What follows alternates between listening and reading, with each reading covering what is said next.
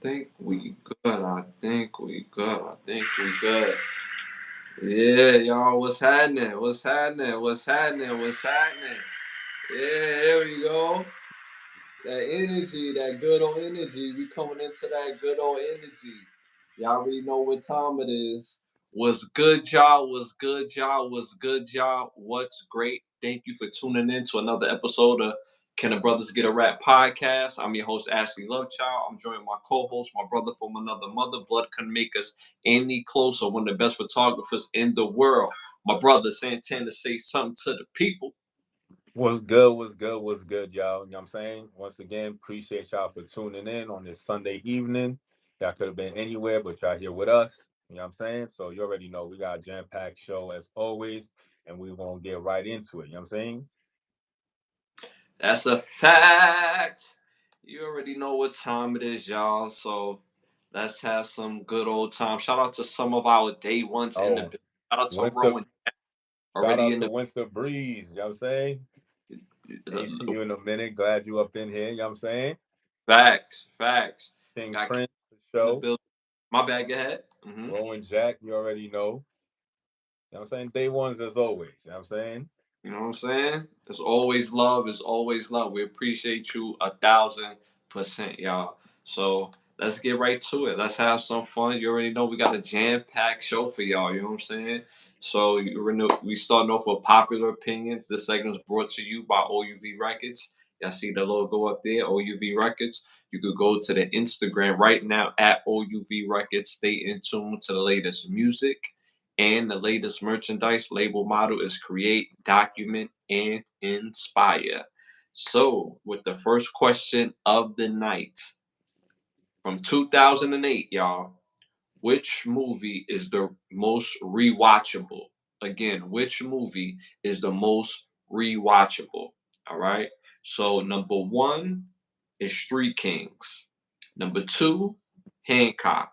Number three, Jumper. Number four, Vantage Point. Hmm. Again, again, let us know what y'all think in the chat. What you got, bro? Tell me what you got. You said Street Kings, Vantage Point. What were the other two? Jumper Oh, Jumper. and uh Jumper and Hancock. For me personally, I'm going with Street Kings because Street Kings is basically Training Day Part Two. Mm, Literally, mm. Training Day Part Two. If Training Day was an anthology series, meaning Okay. that the characters from episode to episode change, but it's still the same shit. You know what I'm saying? Mm-hmm. So Street Kings for me is part two for Training Day, and it's a fire ass movie. It doesn't get talked about as much. It's just lit. The plot is just, you know what I'm saying? Like it's like I said, it's Training Day times 20. You know what I'm saying? Yeah, yeah, yeah. It's like how Training Day ended, right? And Mm-hmm. then the next day, now you in Street Kings. You know what I'm Yeah, saying? And yeah, this shit just keeps continuing. You know what I'm saying? So yeah. for me, it's Street Kings. Most rewatchable for me on this list. I will say this: the craziest moment for me is Street Kings. It's always about the money scenes for me in any type of movie. That's always intriguing to me. The most intriguing. At the end when he like, all right, you know what I'm saying? I'll break you off a piece of the rock. You know what I'm saying? I'm gonna break you off. And then when they broke into his wall, it was nothing but a wall full of cash. Mm-hmm. So God forbid if if the heads was to roll and they was to, come in his home and search for things, they would have never found that money. No, He embedded that bread into the wall, dogs. Crazy. but it lets you know that niggas been slamming for years. Yeah. You feel me? Yeah. Because that wall is not no regular wall. It's decked up with a fucking cabinet. It got Hmm. fucking trophies and medals and, you know what I'm saying, all types Yeah. of achievements. You feel me? Yeah. So Yeah. nigga, so that means that money that he situated in there was the situation money. Hmm. You Yeah. feel me? Yeah. and it was a couple of bricks in there. You feel me? Yeah. Yeah. Yeah. And he lived in a lavish home, Mhm. very plush. Mhm. I think his robe was supple leather, like a or velvet or something. You know what I'm saying? Like the shit was real soft and buttery when he opened the door when the nigga came in nice and then called before showing up in his crib. So he could touch his leather because it's supple.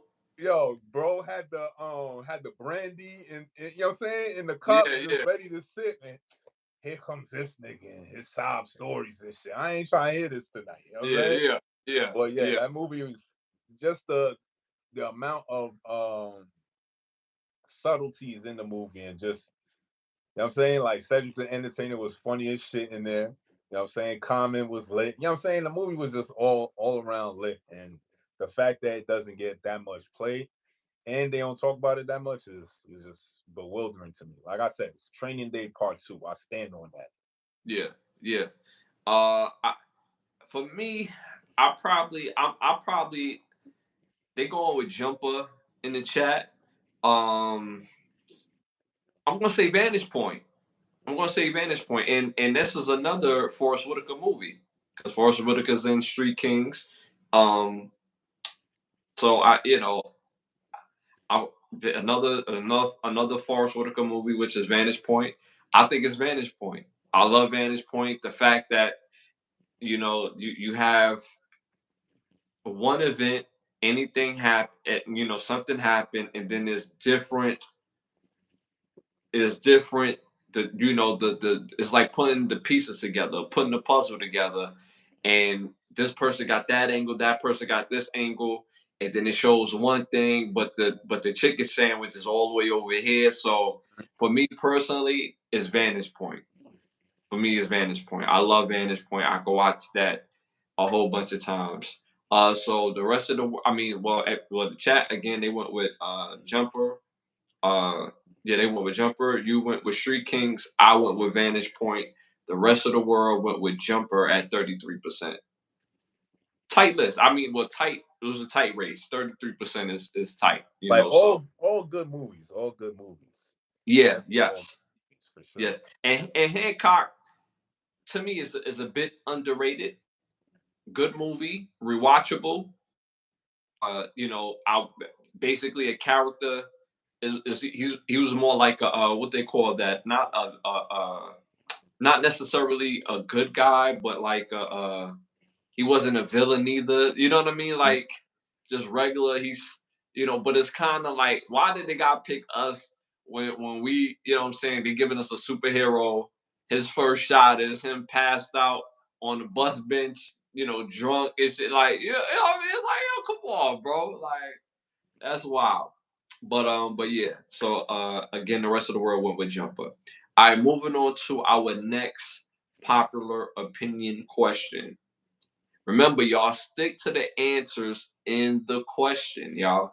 All right, in any prime, in any era, I'm sorry, in any era, in their prime or healthy, which duo are you starting your NBA franchise with? Right? Number one, Penny Hardaway, Kevin Durant. Number two, Brandon Roy and Giannis Antetokounmpo. Number three, Grant Hill, Steph Curry. Number four, Derrick Rose, Klay Thompson. Oh man.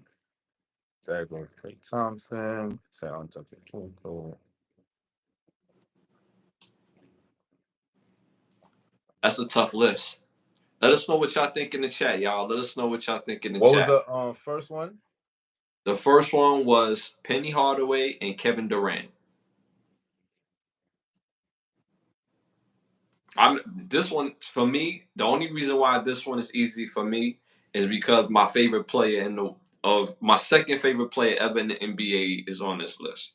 That's why it's easy for me. Other than that, this one is tough.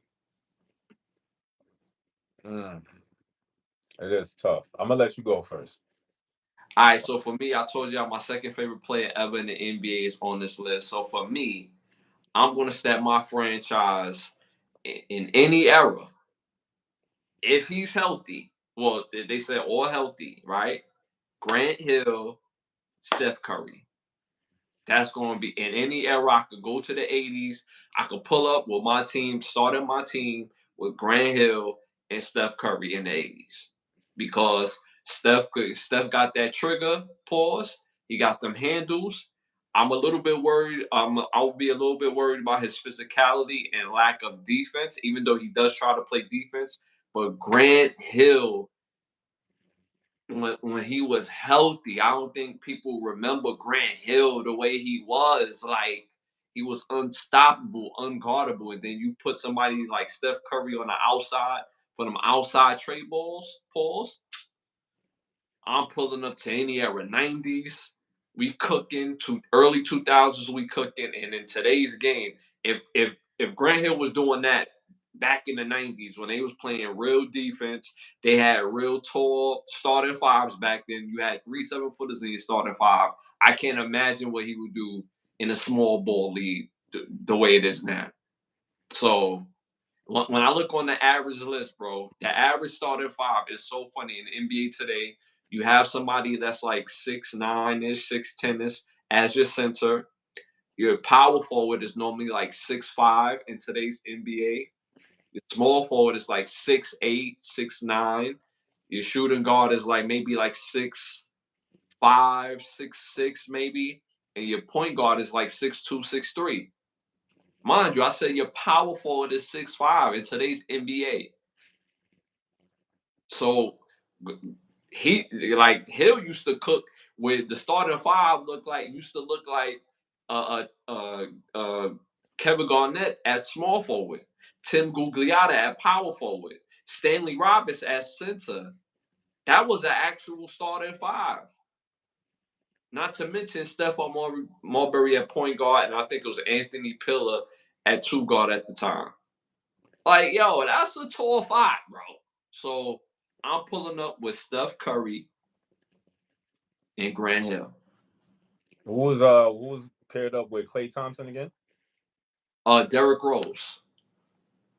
Prime D Rose. Yeah, I'm going I, with D Rose and Klay Thompson. So I why? was gonna go with Anthony, Penny Hardaway, and Kevin Durant, but Mm-hmm. D Rose was just hungry, son. Like his hunger, like yo, it was just ferocious. Like the way he just attacked and went for the rim, it was just like nah. Like Yeah, he yeah, may not do domestic violence at the crib, but he doing domestic violence at this rim because he just violated the rim the way he. You know what I'm saying?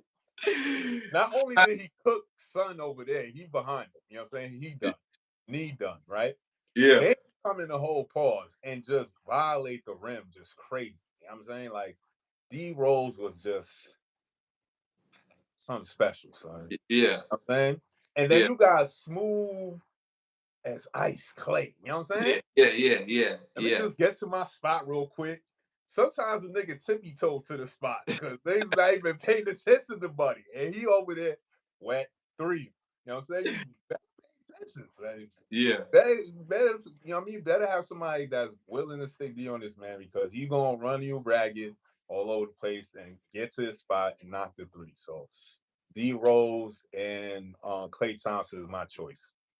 yeah. That's a hell of a choice right there, bro. Because like you said, Prime D Rose used to wild dudes up.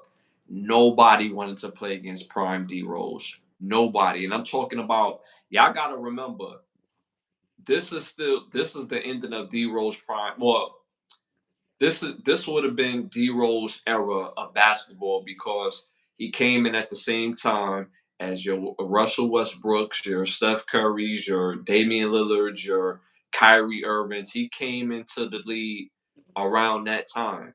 And all those great, amazing guards, John Wall, not to mention John Wall, he was more athletic than all of them. Everybody like to say like Russell Westbrook is the most athletic. I don't agree with that. I think Russell Westbrook is it's close. athletic, but Yeah, there be times where I feel like he be so athletic, like he lose control of himself sometimes. Like he be yeah, doing he be going too fast, and it's like, Yeah, you know what I'm yeah, saying? yeah, Like yeah, he don't have it like honed in as much as like D Rose has.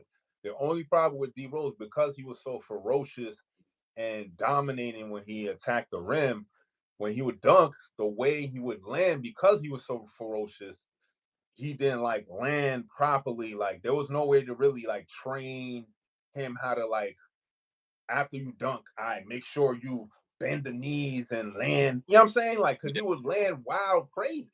yeah, An 82 game season, yeah, and you violently dunking on niggas 85% of those games, like, you know what I'm saying? After a while, them knees is gonna go. You feel me? yeah, yeah, And it wasn't like light dunks. I mean, you know, son, you yeah, see, every dunk was not no, it was violation time, son. yeah. You know It what I'm saying?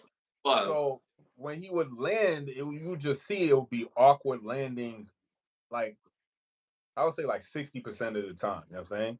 After a while, um, I feel as though that might have took a toll on his knees. You know what I'm saying? Hmm. That's just from my perspective. Yeah, yeah, yeah. I see. Again, like, and then on top of that, Russell Westbrook is OD athletic, but he never gave me like a wow with his athleticism, if that makes sense. When D Rose used to do stuff with his athleticism, I was like, wow. Because D Rose get up and down the court. When I first seen D Rose when he was in college at Memphis and he was flying up and down the court, I'm like, who is this? Like, like a road runner, like me, like he was moving, like he was running like a real top tier athlete, like a football player. If you ever seen a football player run on the basketball court, it's night and day from a basketball player. The speed is different. He looked like a football player running up and down the court. But then when he jumps and it just was like wow. So when people talk about the most athletic point guards, obviously is D Rose. There's John Morant. There's Russell Westbrook. There's John Wall. But at their height, at the most pivotal, in my opinion, it don't get no higher than D Rose, and nobody went to see that man. He was a nightmare, and he played defense. He'll lock you up. So I like that pick, bro. So D Rose, Klay Thompson, I like that pick. I went with Grant Hill and Steph Curry. Um, in the chat, they also went with D Rose and Klay Thompson. The rest of the world, y'all, the rest of the world went with Derrick Rose, Klay Thompson at 35%. Close. It was close race right there. It was a tough list, son. Yeah, yeah. I agree. I agree. That was close. All right, moving on to our next popular opinion. Again, stick to the answers in the chat, y'all. Stick to the answers in the chat. And these are not our questions, these are the world questions. Okay. Funniest character from the Wayne's Brothers sitcom. Number one, Pops. Number two, TC. Number three, D. Number four, Marlon. Mm, I would have to say Pops, because I feel Pops was an original character, but because we already had TV dads in previous other sitcoms, we ain't have a TV dad like Pops. You know what I'm Mm-hmm. saying? Mm-hmm. Then on top of that, TC felt as though like another Jerome or another Stan, you know what I'm saying? An aspect being cheap, still stuck in the 70s with Mm-hmm. cheap wool. You know what I'm saying? The clothing and all that. But Pops I felt was like an original character. Like I said, we ain't see his version of a TV dad, a strong father figure dad, you know what I'm saying? Owning his own business, got his sons, you know what I'm saying, close by him. You know what I'm saying? So Yeah. that aspect of fatherhood was more um highlighted, because we ain't never really see the moms. We know the moms was Yeah. around because, you know what I'm Yeah. saying, they would mention it via dialogue and all that. Mm-hmm. But it Mm-hmm. was really about the pops and bonding with his two sons. You know what I'm Yeah. saying? Like as a Yeah. kid growing up watching that, you know what I'm saying? That shit was lit. You know what I'm saying? Yeah. Pops was funny as shit. And you just it John Witherspoon is a legend. So I'm fucking with that choice. Yeah. All right. So can't go wrong with that. Me personally, I'm.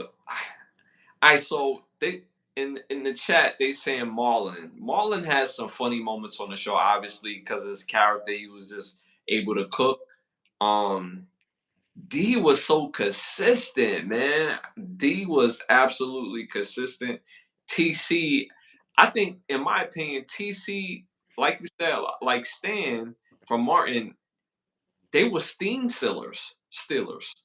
Like when TC, even though it was straight from the 70s, we said, That was funny. He was. I can't deny it. He was yeah. definitely funny as shit.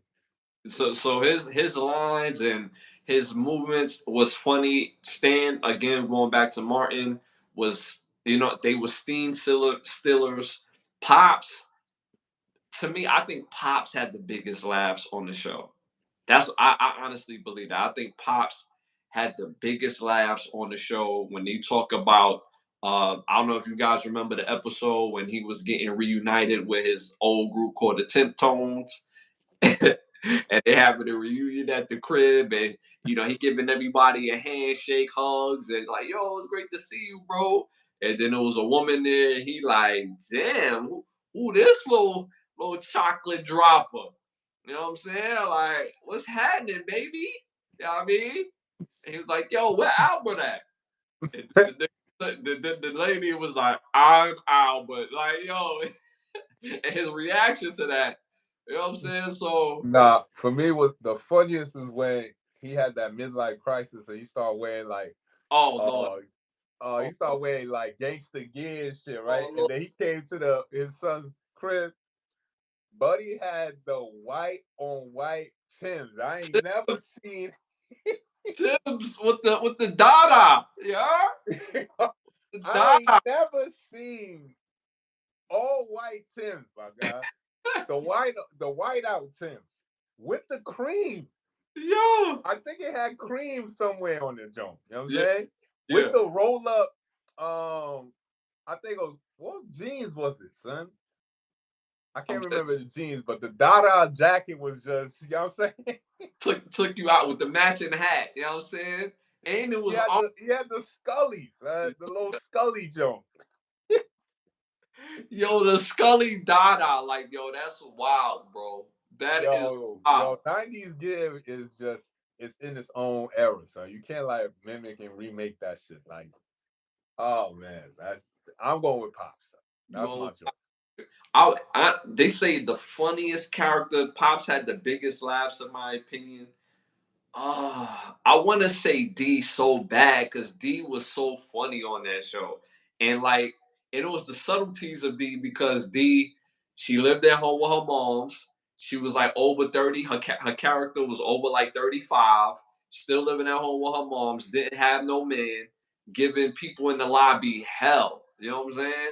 Straight hell. You know what I'm saying? But still remained a good friend. But she was always funny, bro. You know what I'm saying? Marlon, to me, Marlon had big moments, but it was hit or miss with Marlon. It's either it was funny or it was like overly like, whoa, that was. Um, Mhm. again, to me, TC is a steam stiller. Pops, man, yo, I've had some of my best laughs coming from the gut. Now I mean, because of Pops, you know what I'm saying? Especially when he was running for office and his little they hired him a hip hop hoe.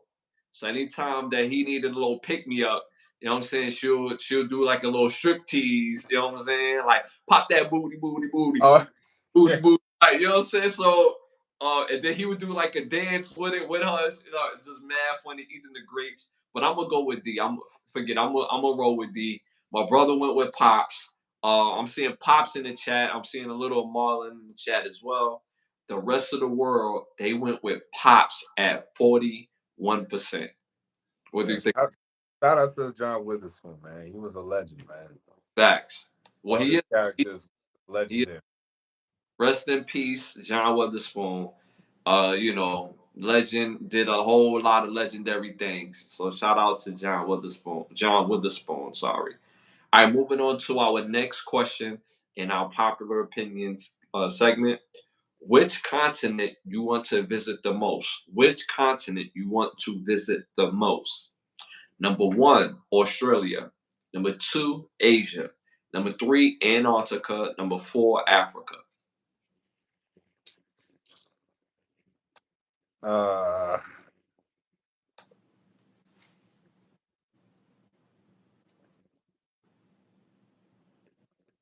I'm not gonna lie, son.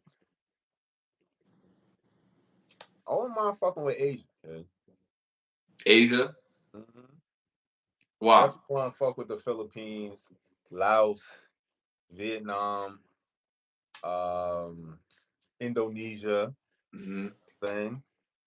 Most of their food I've had and it's pretty decent. You know what I'm saying? I'm not doing the street food. I'm not. You know what I'm saying? Hmm. Not doing the corner ducky. I didn't watch too much. You know what I'm saying? Not doing it. Too much. But Been watching too much Super Ray, dog. I'm not doing no street food. But a lot of their food is good. The culture, and plus it's a lot of those places is warm climate, warm environment. Um, and yeah, son, like yeah, I would definitely would want to see Asia for sure because I'm definitely into like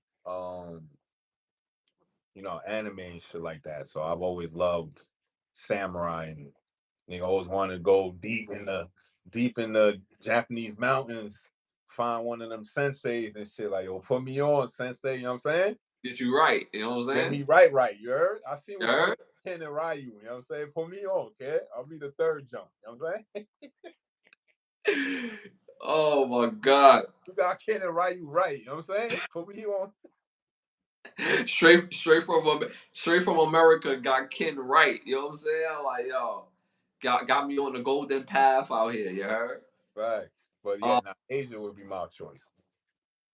I think this is a good question. I think I don't want to say I wouldn't want to go to Australia. Mm, I, I I would go to Australia, but I'm not like, mm. yo, let's go to Australia. Like, I'm not in a hurry to go see Australia. Like, the things I be seeing out of Australia, like I've seen like wild looking rats in Australia. I've seen wild looking like spiders, like, and they just be They chill. just be around, like nah.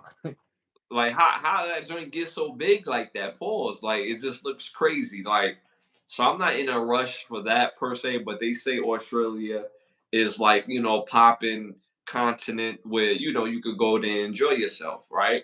Um, I've never been. We never definitively have seen Antarctica. We've seen what we think is photos of Antarctica, what we believe um, of Antarctica, and it's the unknown of Antarctica because all the information is secondhand information of Antarctica. There's nobody that I know personally that went there and be like, "Yo, Antarctica." Popping like I it has been mentioned several times that you can't even fly to Antarctica. If you try to fly there, they will shoot your plane down. So we've heard that numerous of times, the myth of even trying to go to Antarctica. No, there's nobody that goes there. There's ain't no Delta flights, ain't no that there ain't no JetBlue flights going to Antarctica. Southwest ain't nobody. There's no Antarctica Airlines. Nah. So, you know, Africa, I think that's kind of like the typical trope for, melanated folks to, checking out Africa and seeing the continent of Africa and seeing the different countries and what they have to offer. I think that's cool. But I'm going to roll with you on this one. I'm going to roll with Asia. Every time I see Asian countries like Tokyo, um, China, uh, just different places, Korea, well, not necessarily Korea, but definitely Japan and China. It looks so futuristic and it's like everyday norm, and their technology makes their life faster, better, and easier. It's not defective. It doesn't seem. It's not dirty, and it's not ran down. So I'm there with you, bro. My only thing is like, yo, what can a brother eat around here Like point me to the fruit. Like get me some fruit. Cause y'all meeting source, pause. I watched a lot of documentaries, bro, where they getting the meats. Pause. So I'm gonna be eating a lot of vegetables, a lot of fruits. You know what I'm saying? What I do now. You know what I'm saying? So, but it should be fresh. They cut them fresh. You know what I'm saying? So, Uh-huh. I think I'm gonna roll with you on this one with Asia. I went with Asia. You went with Asia. I'm seeing America in the chat, Africa in the chat. Shout out to Rowan Jack. Uh, but the rest of the world, they went with Antarctica at 35%. What you think about that? I guess they don't want to come back then, huh? You Yo, can't go there.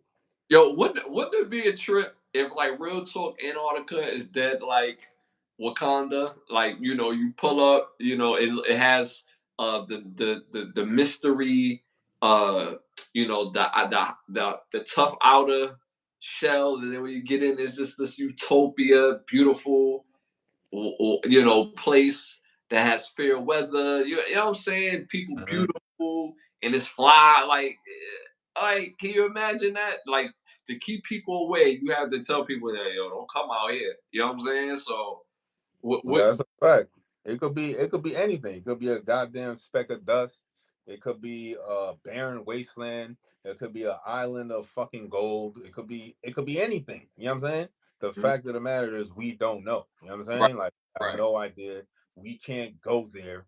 You know what I'm saying? The only way you could go there is if you got your private affairs in order. That's the only way. You charter your own private icebreaker ship. You know what I'm saying? You need a fucking icebreaker ship to even. First of all, you gotta fly all the way down to Argentina to like the tip of Argentina. Then you gotta take an icebreaker ship in the most treacherous waters in Yeah, all of Earth. You know what I'm saying? yeah.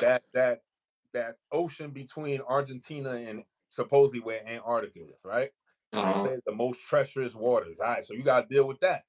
Then you gotta deal with the ice in the ocean. Then you don't know what's out in the ocean. You know what I'm Yeah, saying? yeah, yeah, yeah. And then all of this could be all fear tactics because, Mhm. again, we have no idea. It could be a lush tropical island. You know what I'm saying? We have no idea. So Yeah, the fact that they keep this hush hush, and that's the one thing that everybody, all these other countries agree on is make sure nobody go to Antarctica, but everything else, oh, you can't come to agreement on. Like, come on, yeah, you feel me? Like, yeah. what's Like going on over there? Like, yeah, make it make sense. maybe our cousins is over there. Like, you know what Yeah, I'm saying? yeah, yeah, yeah. You know what I'm Look. saying? That's what probably where all our doppelganger lookalikes be at. You know what I'm saying? Yeah, Wait for us to go over there. Like, oh, why ain't they ain't come holler at us yet? You know what I'm yeah, saying? yeah, yeah, yeah, You know what I'm saying? The connection don't connect over there. You know what I'm saying? They probably on 15G. You know what I'm saying? Who knows? We can't even make the call over there. You know what I'm saying? Because it's different shit over there. You know what I'm saying? Uh-huh. Who knows? But Antarctica, they must not want to come back because nah. If it's guaranteed I'm coming back, I bet. But But if see, it's that's the thing. We don't know. Like so. that's the unknown is like, nah, I ain't that's too far for it to be, I don't know. You know what I'm Yeah, saying? yeah. But also because of the mindset of our country and the mindset of all countries, just as human beings, I just refuse to believe that they tell us to stay away from this part of the world and they don't even go there. So ain't nothing going on in Antarctica. So we don't. So we got people that's willing to take a small submarine and go down into the ocean to see what's going on in the ocean, to find sinkholes and all this, that, and the third. And people end up dying in the ocean. They not too long ago, the submarine that went down into the ocean, and they eventually lost contact and they lost their life, unfortunately. But the point is, they was compelled to do that. So as human beings of all countries, we're not compelled to go to Antarctica to check it out. You know what I'm saying? Like there's probably definitely some sort of uh go between. but you know, you know what I'm saying? Like it's just an unknown. Like so, and who knows? Maybe some of that ice is not really ice. It's probably a a big ass, amphibious, wild croc, type, like, it's sea creature. You know what I'm saying? Like, oh, that's ice, and that ice is moving. That ain't ice, bro. Like, that's a sea creature, bro. You know what I'm saying? So, who knows? Who knows? Mm-hmm. And we, we get like these wild looking footage from time to time, and we feel like it's real, but they could Photoshop it. They got the budget to finesse. Who knows? You know what I'm saying? But uh I would like to see Antarctica from afar. All right, so moving on to our next segment. Hollywood need to ask us. You want to start this one off? Most definitely. Hollywood, I need y'all to make a movie. I need y'all to make a movie about prom time, man. I need a Oh, prom time movie. yeah. But I need a movie specifically focusing on when he was a dual sport player. And I remember there was a game in the season where he just finished busting ass in football. And I Mm-hmm. think he took a helicopter to go play baseball or some shit like that. I don't remember. It was some fly like that. You know what I'm saying? Mm-hmm. So I need a movie about prime time, baby. Like we need a Deion Sanders movie. Like he's just too lit. Like the shit he did when he was in his prime was just half of the shit was unheard of. You know what I'm Yeah. saying? First of Yeah. all, you played two top tier sports at an elite level. Yes. You wasn't no subpar player. Like you was an elite player. You know what I'm Yes. saying? Yes. So I Yes. need a movie to focus on how elite he was on both fields, right? Mm-hmm. How they tried to stop him from playing both sports, but he finessed it and fandangled the joint and made it happen. And specifically, I want to see the game and I want it to be highlighted where he played both sports in the same day Mm-hmm. and bust ass in both sports. Now he ain't like, you know what I'm saying, suited up and was on the sidelines. Yeah. Nah, he was making tackles. I think he had a couple of interceptions for, he was doing his thing. Yeah. And he went and played baseball and cooked them. Yeah. Yeah. Bro played a full NFL game and then went to go play a full baseball game. We're not talking about pickup baseball. Right. We talk about MLB. Right. That's not rec league baseball. You know what I'm Nah. This ain't the wide jump. You know what I'm saying? saying? This top tier elite level. So yeah, Hollywood, I need you to do Deion Sanders right and make that best highlight tape we could ever make and make this movie happen. You know what I'm saying? Yeah, that would be dope. Honestly, I would alter it a little bit. I love the idea. I will alter it because he got too much going on in his life. I would literally make that into like a 10, 12 episode, 1 hour piece series. Like that's how pivotal his accomplishments and what he's overcome in his life. Like Deion Sanders is my favorite football player of all time, one of my favorite athletes of all time, easily. His life, I think his life growing up is a movie all in itself. For the fact that he had to struggle, him and his mom. His mom was, working hard to, keep food on the table. His relationship with his dad was like it was cool, but it wasn't like, from what I've heard from the stories of his, out of Deion Sanders' mouth, it don't sound like dad was in the house at the same time, but he still made do. And there's a lot of people that encouraged Deion Sanders along the way, and he had to find ways to encourage himself to get to Florida State out of out of the part of Florida he's from. And to morph himself, because if you look at Deion Sanders in college, he was hella athletic, but wild skinny. You know what I'm saying? Then when he got to the NFL, he got on that workout regimen. You know what I'm saying? You could tell now he's looked apart. Pause. Now so he's playing both sports. Now he got, well, he always had the swag, but now that swag is on a trillion. You know what I'm saying? Like you can't out physical him, you can't outspeed him, you can't. He you know what I'm saying? And he did it with such a swag. Like probably the most disappointing thing about his career, in my opinion, is when I watched him play baseball. Certain teams wouldn't give him 21. I'm like, yo, who got 21 on your team, bro? They should be volunteering that number two. I don't care if they had that number all your life, because you are prime time. You gotta run. You gotta run your number, B. See, back in our eras, if you wasn't the nicest, you had to run your number, bro. Like what you talking about? Like with this conversation, you win number one, I win number one. But who really like that? I Mm-hmm. I win number one. Go, bro. Go get another single. Go get number nine. Number nine is fire, bro. But you not number one, bro. You know what I'm saying? So he was 21. Period. He's 2-1. So when I used to watch the baseball games and he would have 24 on, I'm like, come on, bro. And I know that wasn't his doing. It was a teammate on his team that didn't want to give up the number. In order to get the number, he had to pay him for the number, because that's how, you know, that's how they do it. When a player go to the team, somebody got that number, like, yo, I want that number. All right, yo, it's gonna cost you 100 grand. You know what I'm saying? That's why Cam Newton didn't wear number two in the NFL. He wore number one. Because when he got to the Carolina Panthers, Jimmy Clausen had number two. And Cam Newton, again, going back to the eras, yo, bro, I'm nicer than you. So run that number. Jimmy Clausen was like, nah, you know what I'm saying? I want 100 racks for the number. I'll wear number one. It's cool. And look what happened to Jimmy Clausen. See what I'm saying?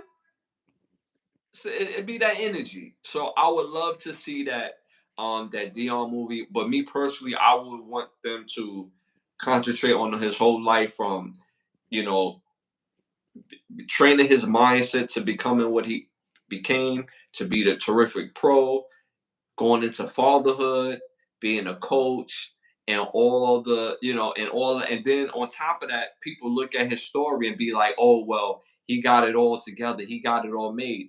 There was times where Deion Sanders became suicidal because he was Deion, because he was prime time, because he's this, but in his personal life, he doesn't feel like he had the control that he needed to be better for himself and for his family. That's a mind thing as a man, where you're great and elite in certain things, and then your home life is like, damn, like why can't I get this together? He had to lean on God. He found God. He leaned on God as his foundation moving forward. He just got an amazing story, very inspiring. I would love to see that movie. Mm-hmm. I didn't mean to take over your movie, bro, but I just had to elaborate with that. You know what I'm saying?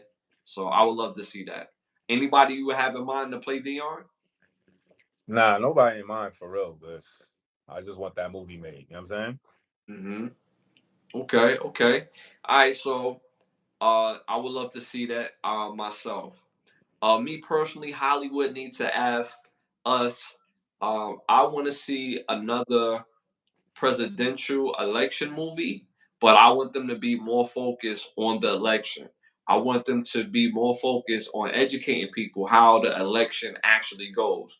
Because a lot of people believe that because somebody wins a popular vote, that they win the election. No, it's the electoral college that gains you the amount of votes for you to win. So, for example, if just because you win the popular vote, 9 times out of 10, the electoral college goes with the popular vote.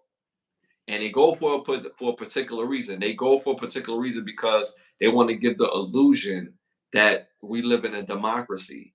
Because if they completely be like, yeah, nah, I know y'all voted for him popular, but we're gonna go with him because this is what the plan is, then it's going to feel like it's a broken system if that constantly happens. It happened a few times, but if it constantly happens, it's gonna feel like a broken system, and it's gonna create a more distinction within the government, and then there's not going to be uh, any power towards the government, if that makes sense. So me personally, I would love to see a movie dedicated to the presidential election, the tactics, the seed planting, how the popular and electoral college work. I would love to see that all in a movie, me personally. So, All right, that's what's up. in chat, what does Black House say about? I want to be educated on the picture behind you. And electoral college, why not letting? Oh, girl. Okay, okay, okay. The picture behind me. Oh, yeah, that half is my brother. That's my brother right there. It's the picture of the show. We got to cover picture to the show. You know what I'm saying? Nah, but the pictures every time he saved my life. You know what I'm saying? We pictures That's my of man, yo. That's dances. how we get down. Man. Now I thought you could have been gay. Like, whoa, whoa, you didn't feel the dents in the bed? Like, you know what I'm saying? I'm all that. You know what I'm saying? So nah, but that's what the picture is. It's our cover picture. All right, moving forward. Make sure y'all hit that membership. Make sure y'all get access to the memberships of the channel. The links is in the bio, down below, and in the rewatch videos. You can link to get the new memberships of this channel. We have gold, platinum, family, and day one packages. So make sure y'all tap into the memberships of the show. Make sure you hit that like, subscribe, and share button and hit that bell notification. We appreciate it and we love, love. All right. Moving on to our must see segment. Must see movies, must hear music, must see shows. You want to start this one off? Nah, you can go ahead. All right, so my number one must see movie. Make sure y'all go tap into this movie and stop playing. We giving y'all upper echelon, top tier level movies to go see, and we want to rap about these because, like real talk, there's a lot of movie critics out there. They doing their thing, cool, but we got this on lock when it comes to the movie, the what the movie's saying, the aspect, the just everything, color grades, everything about movies. So my must-see number one movie is called Ninja Scroll. Came out in 1993, directed by I'm gonna butcher this person's name, Yosaki Kawa Yeah, Kawa. it's tough. That's the best it's gonna get. That's the best it's gonna get. All right. Again, it came out 1993. The cast, I'm gonna butcher some names again. Andrew Phillott, Nero Wakanamo, George Nakita, Tashiko, and Dean Wynn. Whoa, that was the easy one. Dean Wynn. Shout out to Dean Wynn for making it easy. Pause. Dope must see movie. It's an anime about a young soldier just trying to get to, just trying to get to where he going. He stumbled upon a girl about to be raped. He intervenes, and you have to see the rest of the movie. Top tier fights in this movie. It's called Ninja Scroll. So make sure y'all tap into Ninja Scroll. My number two must see movie came out in 1996, directed by Rob Cohen. It's called Daylight. It stars Sylvester Stallone, Stan Shaw, Vigo Mortensen, Stage Stallone, Dan Hyetta, and Vanessa Bell Calloway. Dope fire movie. It's about a serviceman who works with the service, not works with the service, but is a serviceman that works with the city of New York. Uh, the Holland Tunnel got caved in, and he had to get up in there some sort of special way, and you have to see the rest of the movie. It's a fire must see movie. So make sure y'all tap into that as well. And my third must see movie is called Motives. Came out in 2004. Directed by Craig Ross. Cast Vivica A. Fox, Shamar Moore, Golden Brooks, Sean Blakemore, Joe Torre, and Mel Jackson. Dope, fire movie. This is an upper echelon, top tier of the independent films. Like the storyline is crazy, where you have a rich young boss. He's married. You know, he doing this thing on the side, but he gets into a bad situation in the very beginning, and somebody know his secret, and you have to see the rest of the movie. So again, my must see movies. Today is Thursday, correct? Let's go into the weekend right. Motives, Daylight, Ninja Scroll, must see movies. Tap into those right there. And a quick shout out to my bro Biggs that just joined the chat. Shout out. Yes, sir. Yes, sir. All right, Chad. You already know how I do. I got a theme as always for y'all. So I don't really shout out women on my movies or anything. So I'm gonna give a shout out to the women. So these are my picks for top women who kick ass too. You know what I'm saying? So first movie on my kick ass list is The Messenger, story of Joan of Arc. Came out in 1999. Stars Mila Jovovich, John Malkovich, Dustin Hoffman, Faye Dunaway, Andrew Birkin, Vincent Castle, Stefan Algood, uh, Chichkle Carrier, and Timothy West. If you know the story or the myth about Joan of Arc, then this movie pretty much showcases that and her upbringing, her rise, and you know what I'm saying, and her eventual downfall. Fire ass movie. You gotta find out how she kicks ass in this movie. You know what I'm saying? Next move on a kick ass list is Atomic Blonde. Came out in 2017. Stars Charlize Theron, Sophia Boutelle, James McAvoy, John Goodman, Toby Jones, Sam Hargrave, Roland Moyer, Joanne Hawker, and Eddie Markinson. Basically about a CIA agent working in Germany in the 80s, right before. No, I'm sorry. In Russia in the late 80s, right before the what you call the government was going to collapse, and she was there to try to find some information. She gets finesse and double cross, and she has to figure out who set her up, and you gotta find out how she kicks ass in this movie. Fire movie. Definitely one of Charlize Theron's dope movies, and the action scenes and fight scenes are more realistic in the aspect. If it was a real fight scene, it would make sense in how they choreographed those scenes. So it's a dope movie to say the least. Last on the list on my women who kick ass, gotta go with my movie Kill Bill. Came out in 2003.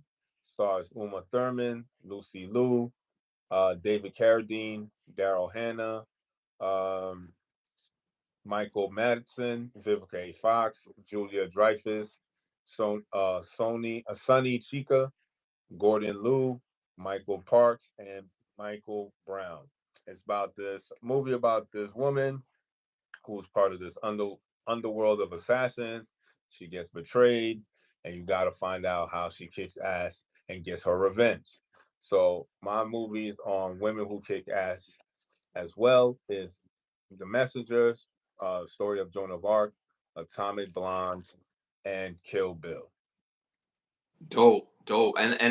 And I like those movies because those movies are realistic in the women's fighting. I'm glad you didn't name, what is it called, 345, 355, three That six, shit was ass. and Joe Garbaggio. you got these 110-pound women like Kicking beating. niggas out the window. Like, yo, get out of here, son. Like, come on, son. Yo, these dudes was at least like 220, 250. And these chicks are like a buck 20, just moving faster. They all Black Panthers, like just on a whole nother level. You know what I'm saying? So I like those very realistic, especially the Kill Bill. That was very like a realistic, sorts of action. I love the Kill Bill with Uma Thurman and Vivica Fox. A Fox scenes. All right, so moving on to our must-hear music. Yo, add these to your summer playlist. We still in the summer. We coming to the end of summer, but what what do you consider the end of summer? Shit, we in Florida, so really like December when it get cold Yeah, for that week or two. you're right. You're right. You know what I'm saying? It's You're hot as right. balls down here, Paul. You know what I'm saying? Like summer don't stop. That Right. shit keep going. Right. All right. So to the rest of the world, that those that live in Florida, or probably like Texas, y'all summer really is over. Like I would say, like September. September is a wrap. It's fall. You know what I'm saying? All right. So add these to your summer playlist, y'all. Number one, Jaquez featuring Young Thug and Gunna. The song is called Verify. Fire song. Again, that's Jaquez featuring Young Thug, Gunna, Verify. Number two, must add, Ro James, single, Touchy Feely. Fire song. And number three, Bryson Tiller, Sorrows. Add those to your playlist. Again, Bryson Tiller, Sorrows, Ro James, Touchy Feely, Jaquez featuring Young Thug and Gunna, Verify. Add those to your playlist. Uh, Shout out Oh to Jack, yo. yeah, shout out to Ron Jack. I didn't see the I didn't see those, but I did catch the Lone Wolf series. That's pretty much like that one. Um, but I didn't watch the Blind Swordsman series. But I did watch the Lone Wolf and Cub series. If you know from Shogun Assassin joint, that's where I watched it. But I'll get into this old school joint. You know what I'm saying? I'm about to start tapping into the old school. You know what I'm saying? 70s and 60s, just to see what they was talking about. You know what I'm saying? And shout out to the Boondocks, because I don't know if you remember in the Boondocks, they had the scene where granddad was getting worked out by he got worked out by Stink Nina the first time, and uh Riley, was it Riley? No, it was Huey that conjured up the blind assassin when he had to fight the blind Oh assassin. yeah. So shout out to the Boondocks for that, and the Shogun. So shout out to them for that. That's dope. All right, moving on to our must see shows or classic shows. You want to start this one off? Definitely got a classic show. This was one of my favorite shows growing up. For 7 seasons, came out in 1993. Classic show, Boy Meets World. You know what I'm saying? Stars Daniel Fishel, Ben Savage, Ryder Strong, Will Friedle, Trina McGee, William Russ, Leela Nixie, Maitland Ward, Matthew Lawrence, Michael Jacobs. Basically about a young kid, him and his brother, older brother and his friend, growing up. You know what I'm saying? Going through the pitfalls of growing up, elementary school, junior high, high school. But he sees a girl in his elementary school named Topanga, Shout out falls to in love, shout and out. that was it for him. You know what I'm saying? That was his one true love. And watching it as a kid was a dope show. It was just a great coming of age. As we're growing up, the characters are growing up. You know what I'm saying? So it was a ill show to watch growing up. So Boy Meets World, classic show. Can't You probably could catch that shit on Tubi. You know what I'm saying? Tubi got Yeah, everything. You know what I'm saying? yeah. So they Disney. got all the licenses. So I don't know how they do that, but and they Yeah. do it for free. I don't know. But you know what I'm saying? Between them and Disney, they They got it got all. everything. Yeah. But yeah, so my classic show is Boy Meets World. Again, it came out in 1993 and it got 7 seasons. Like, what was about Boy Meets World that really like yo, I mess with this show. It was like just the fact that they were going to school just like we were going to school, being awkward as fuck. Like we was awkward as fuck. I was awkward as fuck going to school in like fourth, fifth, sixth grade. You know what I'm saying? So watching that show is like, these little these little kids is awkward like me too. You know what I'm saying? Fuck it. Yeah, And then it's like, hey, we like girls. They like, you know what I'm saying? So it was a yeah, lot of it was because it was they sort of was like our age. You know how they in Hollywood, they got kids a little bit older, but Yeah, this show I felt like they was kind of around our age group. You know what I'm saying? yeah, Maybe like 2, 3 years, a little bit older, but close enough to like go through the same pitfalls as growing up as we were going through. yeah. Not Like like how we were actually going through, but like going to school and shit like that, right. walking to school lightly, light shit like that. You know what I'm Yeah, saying? yeah, yeah. My biggest thing of identifying with Boy Meets World is the fact that he liked girls, and at a very young age, I was like, yo, who? You know what I'm saying? I'm like, who that? Like, you know what I'm saying? So, like, the very like, and then what's crazy and what's so universal about that show, every boy has that one girl that he went to school with when he first seen her. Like we went to school with a whole lot of girls, but it was that one girl. Like when we seen her, it was like she was walking in slow motion. You know what I'm saying? It's like, yo, who that? Like who that for real? Like not like on some the girl that has the big butt at that age in the class. Is like who's that? Like we get intrigued by the look. So it was funny with Corey. He was intrigued by Topanga because it was she had that aura like for him. You know what I'm saying? So we all can identify with that moment, being a young kid and be like, damn. You know what I'm saying? And my Topanga, damn, Matapinga was probably, I would say for real, was probably I shouldn't say a name. Should I say a name, bro? Should I say a name? I'm not saying no names. You ain't saying no names. I ain't saying no. I I, know who it is. I ain't saying no names. I'm gonna say the name because I'm cool with this person still to this day. There's no, there's no weirdness between us. But I'm gonna say the name. Shout out to Sheree Warner. Like, yo, nobody couldn't tell me that wasn't gonna be my wife. Like, you know what I'm saying? Like, I told my mother, like, yo, that's gonna be your daughter-in-law. You know what I mean? So make sure you treat her right. She gonna treat you right, man. Like, y'all gotta, you know what I'm saying? So at eighth grade, I was like, yeah, that's gonna be my wife, man. So shout out to Sheree Warner. So yeah, that's my Topanga growing up. You know what I mean? So shout out to her. You know what I mean? They laughing at me in the chat, but that's real. Every little boy, I guess, who likes girls has that girl when in our school. Like, damn, whoo, that's home cooking right there. So, yo, dope show. Make sure y'all go see Boy Meets World. My classic must see show is both. It's a must see and it's a classic. Had 5 seasons. Came out in 2001. My Wife and Kids. Cast Damon Wayans, George Old Gore, McKenzie Posey, Parker McKenzie Posey, Jennifer Freeman, Noah Gray Cabley, Brooklyn Sudano, Tisha Campbell, Andrew McFarlane, Damon Wayans Jr., Jazz Ray Cole. Dope fire show about a father, wife, and his kids. You know what I'm saying?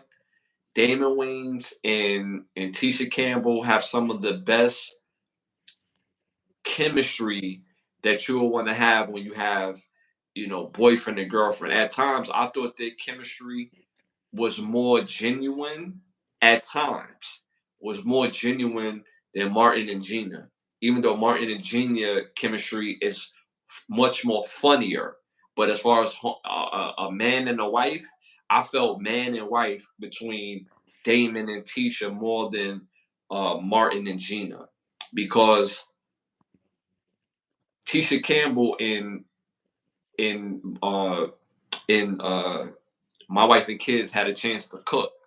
And Martin, I don't feel like she had the chance to cook. I feel like she was more the setup person, she would set Martin up to make it funny, and she was just funny on her own as well. But like it was more like a give and take in that. So it's a must see classic show. Shout out to George Gore. He's a young legend, bro. He has a lot of legendary roles. He played G and New York Undercover.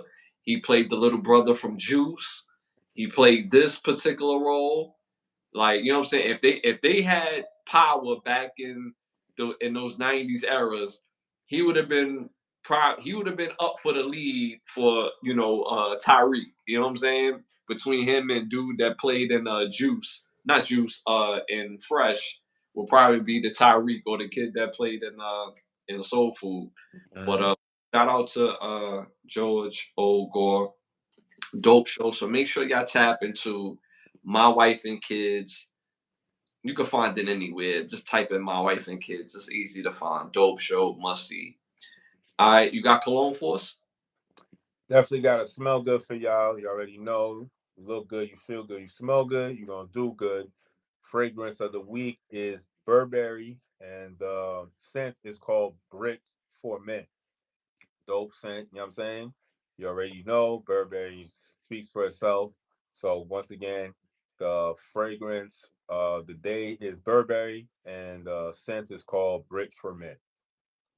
So make sure y'all tap in to that cologne. Get yourself right so you can get yourself right. You know what I'm saying? All right, you already know what time it is, y'all. It's time to rap. This segment is brought to you by Button Snaps, where you can get classic movies, shows, documentaries, original content for your viewing pleasure of $4.99. Again, buttonsnaps.com. All right, first hot topic of the night, and it's hot. Pause. Houston surrogacy company owner Dominique Sides allegedly has embezzled millions from parents to finance her luxurious lifestyle, vegan clothing line, and her rap career. What do you think about that? Wait, who is this person though? This person is a surrogacy company owner. Mm. So I guess she has like a host of women that would do surrogacy for families. So allegedly, she's embezzled millions from that, and then what makes it worse is that the her clients is not getting the return on the money that they're putting up. Well, what type of business is it? What is this? Isn't that the when you find somebody to carry a child for somebody else or something? Isn't that what Yeah. that? Yes. Uh, I'm surprised. Where's the feminist movement? You know what I'm saying? When it's y'all slamming each other, y'all kind of quiet. You know what I'm saying? It should Yeah. be equality, right? You don't want to be slammed by men or women, right? So it Hmm. doesn't matter if somebody who it is doing you wrong. It's the fact that they're doing you wrong, right? So you know what I'm saying? She ain't seen no wrong taking. How she even embezzle money from this thing anyway? Like, I gotta look into that. That's interesting. Like, they find a way to embezzle all kind of money from all kind of Yeah. business. It don't even matter. Yeah. God damn. Because from what I've learned that there's a clause within the contract or within within the realm of it, your money is basically non-refundable, regardless if the person is able to carry the term. It's just the fact that they carried your seed. So if by the end of the pregnancy, if the baby doesn't come out right, or if there was some sort of miscarriage, Yeah, no, of course, there's gonna be a lot of risk involved, and I'm pretty yeah, sure it was highlighted about the risk and da da da da da. But how you embezzle the money, like, you know what I'm saying? yeah, and it Because and they say if it didn't work out, you can't ask for the money back because they already did the procedure. And right, if it did work out, you know what I'm saying? It right, worked out. So, right. oh, she probably didn't fucking put the money back into the business. She just took the money out and just spent it on herself. Hack had the bread, like, yeah, that's mine. Like, yeah, what you mean? Like, This is entrepreneurship at its finest right here. You know what I'm saying? At top tier. You know what I'm saying? yeah, and As and they released a rap name, but I don't want to say the see, rap with name. as men, we understand like as life, you're gonna get finessed. You know what I'm saying? There's no way around getting finessed. You feel Hmm. me? It happens every day. we live in a society where we get finesse all day, every day. You know what I'm saying? Yeah. Facts. In the macrocosm of life, yeah, you're getting finesse. Every day you wake up, we getting finesse, all of us. Cool. Yeah. But in the interaction with other human beings, you don't want to really get finesse like that. But Yeah. the likelihood of you getting finesse is there if you don't know the person that much. You know what I'm saying? The mere fact that she was able to just take the bread is just egregious work. Like, oh my gosh. Like, this is just terrible. I have you no heart. Like, damn. Yeah. That's wild. That's wild. Would you, Ron Jack? Would that be considered human trafficking? That's a good. That's a good question because because it's such a slippery slope, and because people this whole concept of you know her body, her choice, it becomes a slippery slope. We use uh we use adoption, we use abortions as uh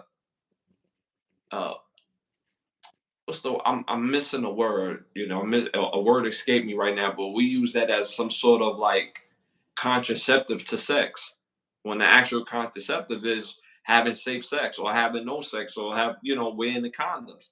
But people use like to fix their pregnancy problems is to put the baby in adoption or have an abortion. That my body, my choice type of thing. Where it's like if we're not pro life and we're basically selling babies, why can't that be considered human trafficking? Babies are human, correct?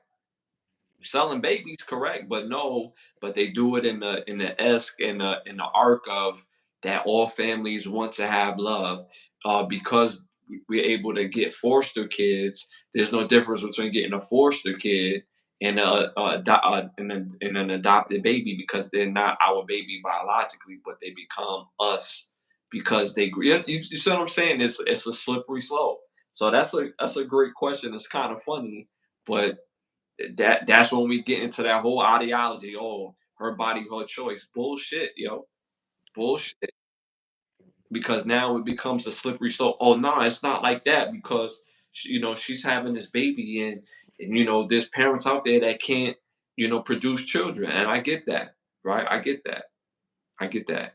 But at the same time, you have foster kids, you have legalized adoptions. When you're selling a baby, it's basically you're getting first dibs on this baby. you know. So, but surrogacy is a little bit more attachment because you would think that in the surrogacy it would carry the father's, um, you know, juices into the mother's eggs, and then the other person just carries that baby. So it's very etch a sketch type of vibes. That terminology is probably too old for some people, but it's just a weird combination altogether. So yeah. Anything else you want to add to that? And really because it's putting accountability on women, which they can never do because it's against their own DNA to accept accountability.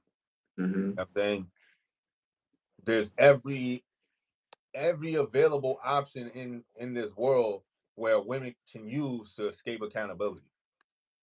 So it's like,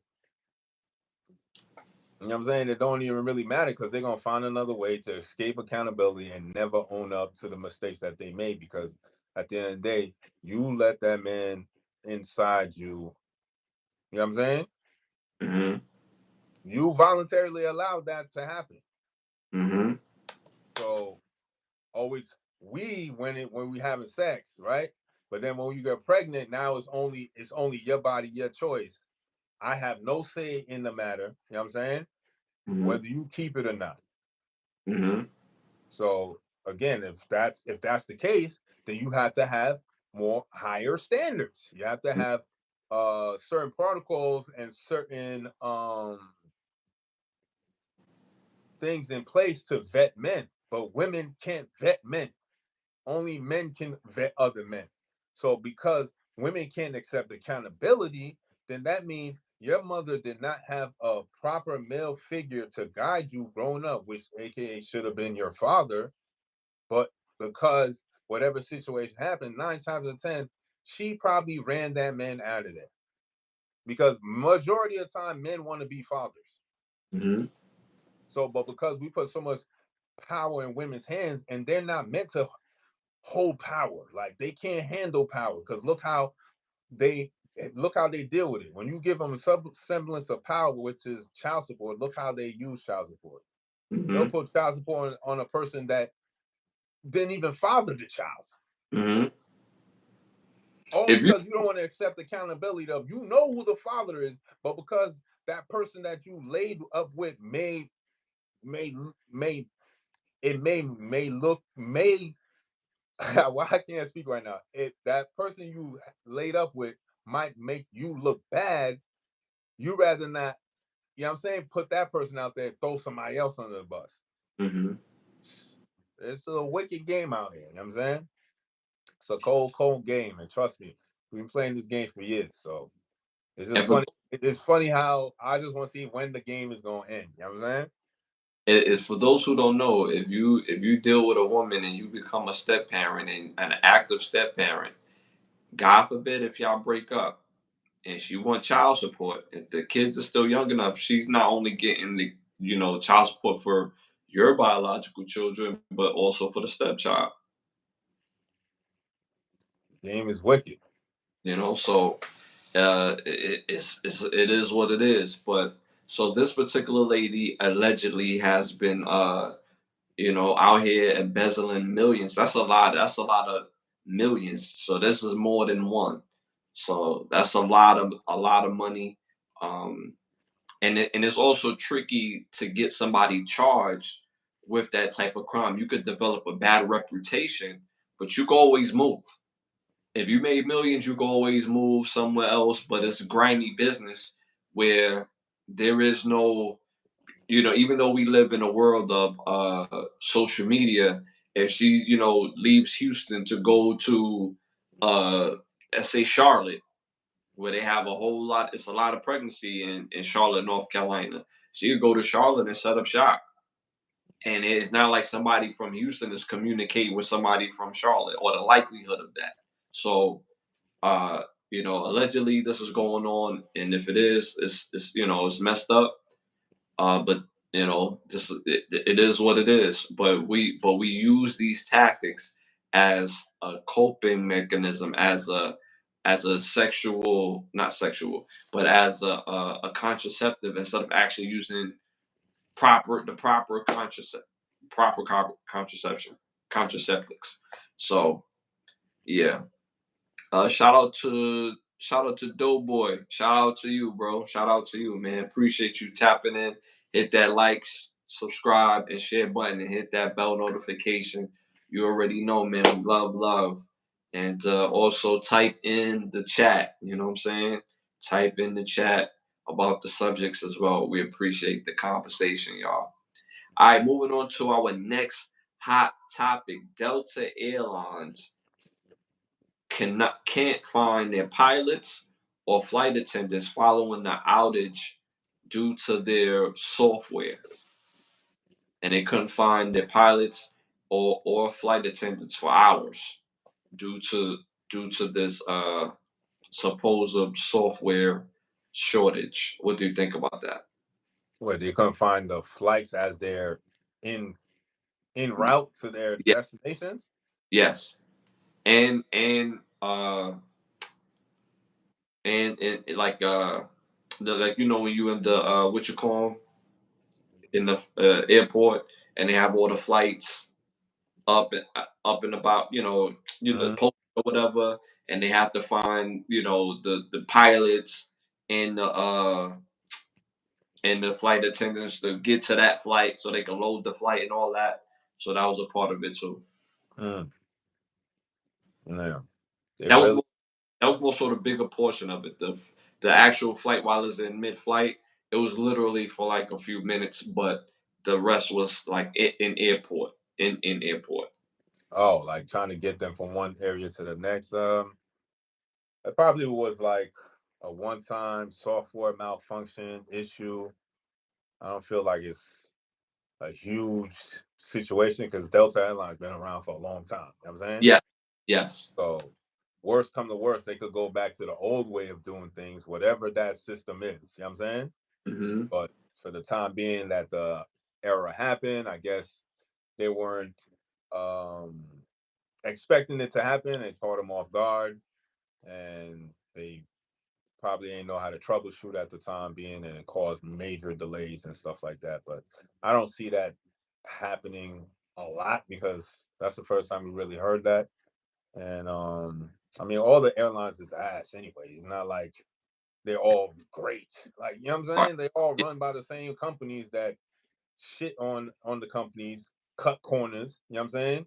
They Hmm. embezzle funds, but they don't get locked up. You know what I'm saying? And these people lives. You know what I'm saying? So it's like if it ain't one thing, it's the other. It's like, come on now. If y'all can't even keep the planes in the air, like America, what's good with y'all? Like, are y'all Yeah. good? Yeah. Like, like get it together, son. For real. Hire some of these hackers, put them on payroll and fix the situation. You know what I'm saying? Rather Hmm. than hacking you, you put them on your side. You know what I'm saying? Yeah. Yeah. So Get them right. You know what I'm saying? I thought this was, I think this comes. I think it's a part of the airport game. If you have an airline, stuff like this happens. You know what I'm saying? It's not end or be all. If this, but if this is for like half the day or hours at a time, then yeah, then it's a big deal because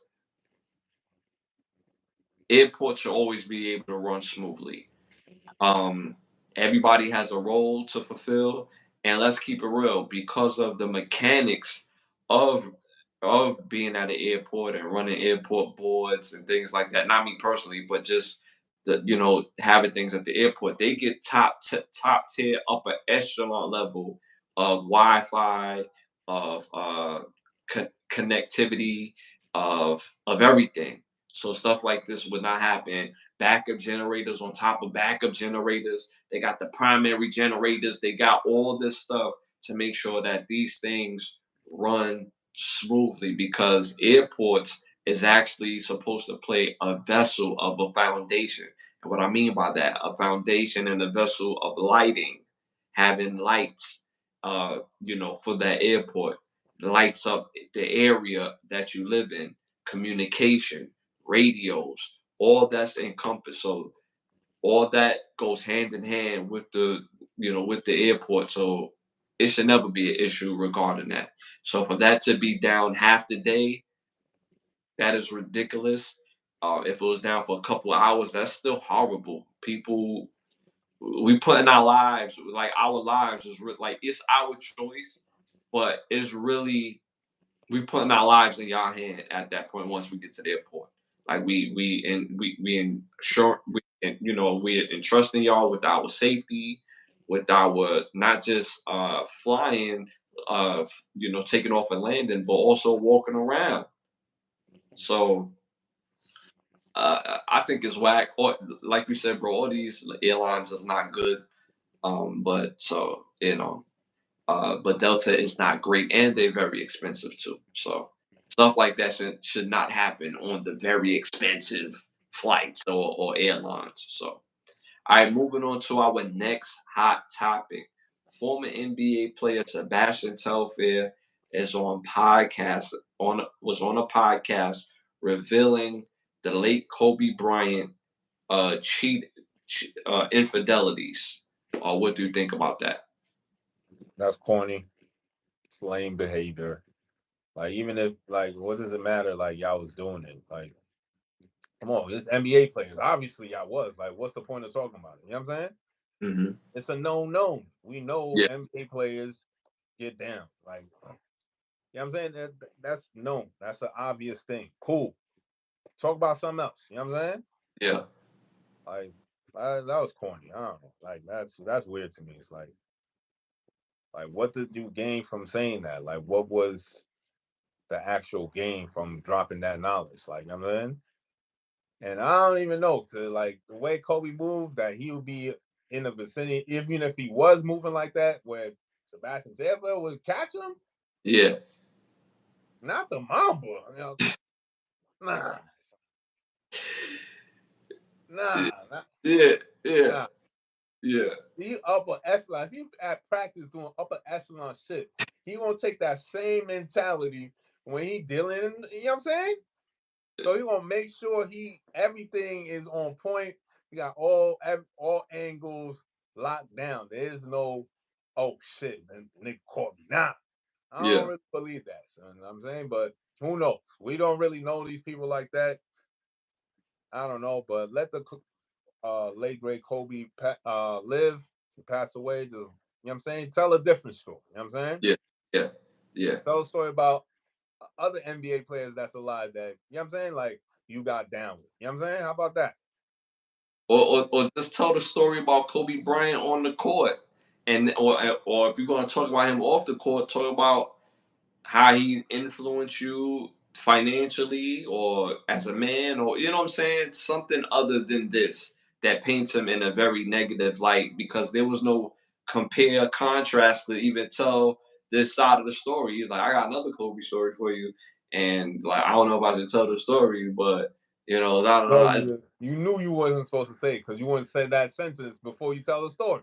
right, Come on, right. come on, my G. So it honestly, You about to be in your 40s, man. Come on, like, what we doing, son? nah, Sebastian is definitely, yeah, he like 39, Yeah, 30. he about to be. You know what I'm saying? He Yeah, probably 30. I give him 38. You know what I'm saying? yeah, you right, He you right. close to 40. You know what I'm saying? Yeah, Like let's. You know what I'm saying? yeah, Yeah, have a little bit more class than that. You feel me? That yeah. feels to me is like you had, I don't know, some animosity or something because it just didn't make no sense the way it was brought up. You know what I'm saying? Like you said, there was no context to it. Like it didn't,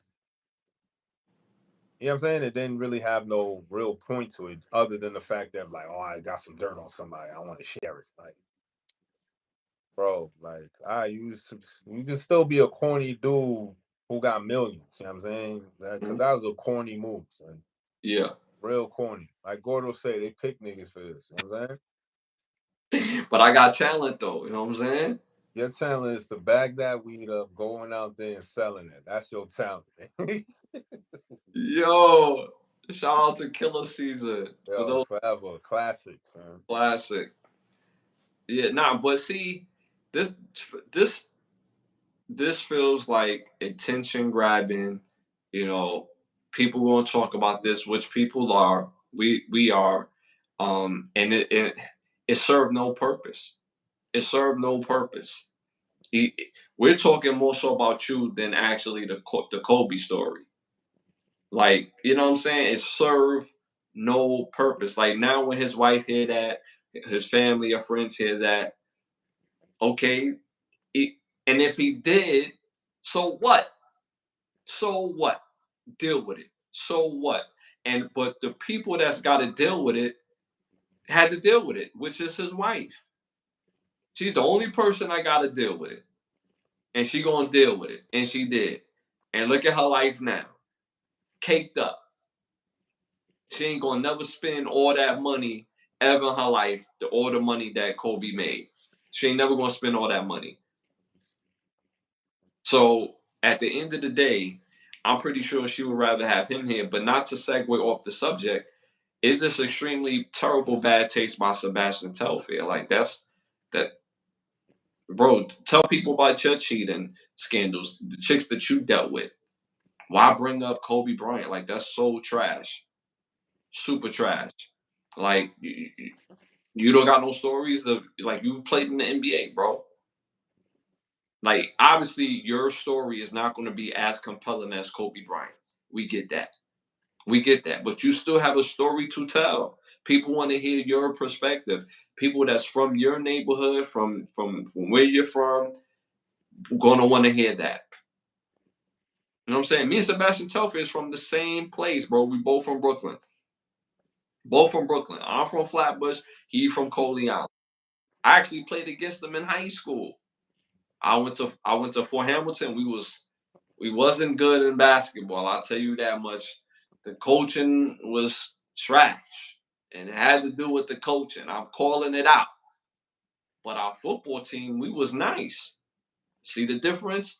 We had a good coach in football, trash in basketball. But I digress. We're from the same area. People from your area, from your era, younger kids, they're gonna want to hear your story. If you're willing to share it, share that, bro. Because it just seems like a attention grabbing type of thing, and it feels like a crash out. It looked like a crash out. It just looks terrible. So yeah, man, just extremely poor taste, and it's kind of like when somebody do something like wrong or whatever, because he's been having his shakes at with the law, and it's like I'm gonna tell this story to get y'all off of me. That's what it feels like. It feels like attention grabbing. I'm ready to crash out. I'm ready to get this attention any way possible so I can get paid. Just terrible. Terrible. Terrible. All right, moving on to our next hot topic. This is alleged, but they said this really happened. Pop Smoke gravesite has been vandalized. This is the part that I say is alleged because you can't just do this. The casket was drugged out. Like that part to me is alleged because for those who don't know, we don't live in the 17, 1800s where you could dig somebody out of a grave. They mechanically put caskets into the ground after they dig it. So you can't just dig 7 to 8 feet like that's like a swimming pool, bro. Like you're just not digging that. So that's what I mean. I think that part is alleged, and they put the extra sauce on it. But you can vandalize a gravesite. Obviously the gravestone and stuff like that you can do to the gravestone. But the dragged out, it's the extra sauce on it. What do you think about that? Um, it's just lack of respect for for human beings when they're alive and when they pass on. Like there's certain things you just don't do, and you just don't mess with the dead. You just don't do that. You know what I'm saying? Like you don't mess with the grave sites. You just don't do that at all.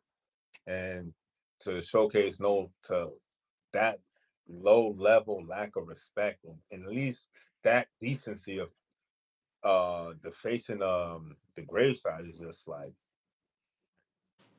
it's no there's no really coming back from that morally. You know what I'm saying? Like you may have gotten away with it legally or lawfully or whatever, but morally, spiritually, like there's no coming back from that. You know what I'm saying?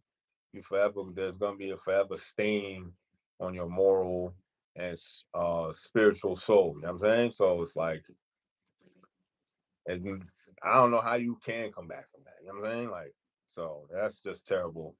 Feel sorry for the family. Have to go get the tombstone replaced and just not allowing their son to pass on so they can move on with their life. And you know what I'm saying? Like they forever lost a family member, a son, a cousin. You know what I'm saying?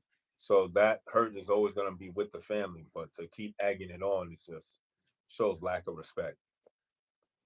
I agree. I think you hit the nail right on the head. Pause. Um, it, you're cooked morally. You're cooked. You're cooked. And I believe in karma. And I believe that karma is very real. And like you said, you don't mess with the dead. Like that shows no type of class, no type of cool, no type of.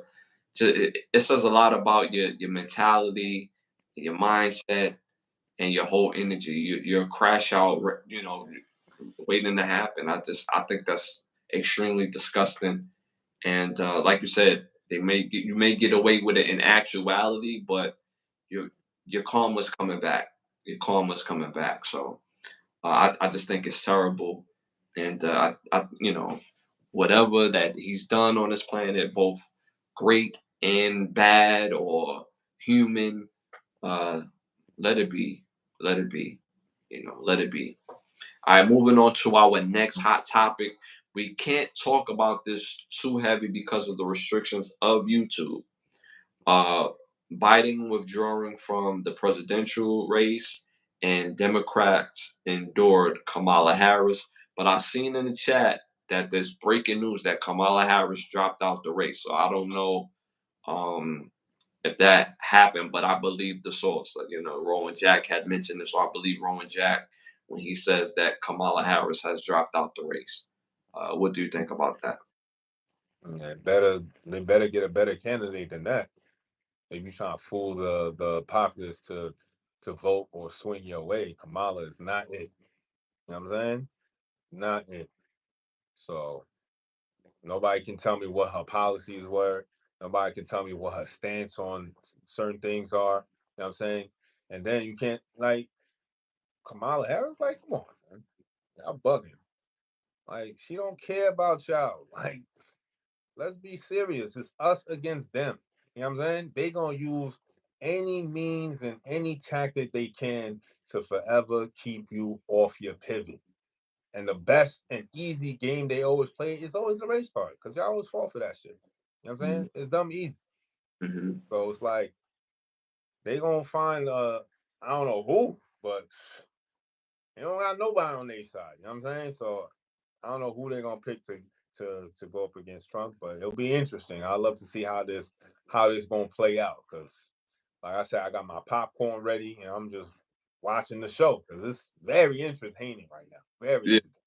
I yeah. was I was surprised because I'm thinking she gonna, you know what I'm saying, do her do and pull out like, oh, I want what you call to be her vice president. Oh my God, Michelle Obama. That would have been crazy. You know what I'm saying? I thought that's how they was gonna play this joint. But the mere fact that she bowed out the races, that I was not expecting. I was not expecting to bow out the race because you raise millions of dollars to continue the campaign trail, so Mm-hmm. you had the money to do the campaign. You know what I'm saying? Mm-hmm. So it's very interesting. I'm gonna look into why that is, but they're not gonna we never really gonna know the actual why. But they're gonna spin it and make it some kind of way. But that's interesting. Hmm.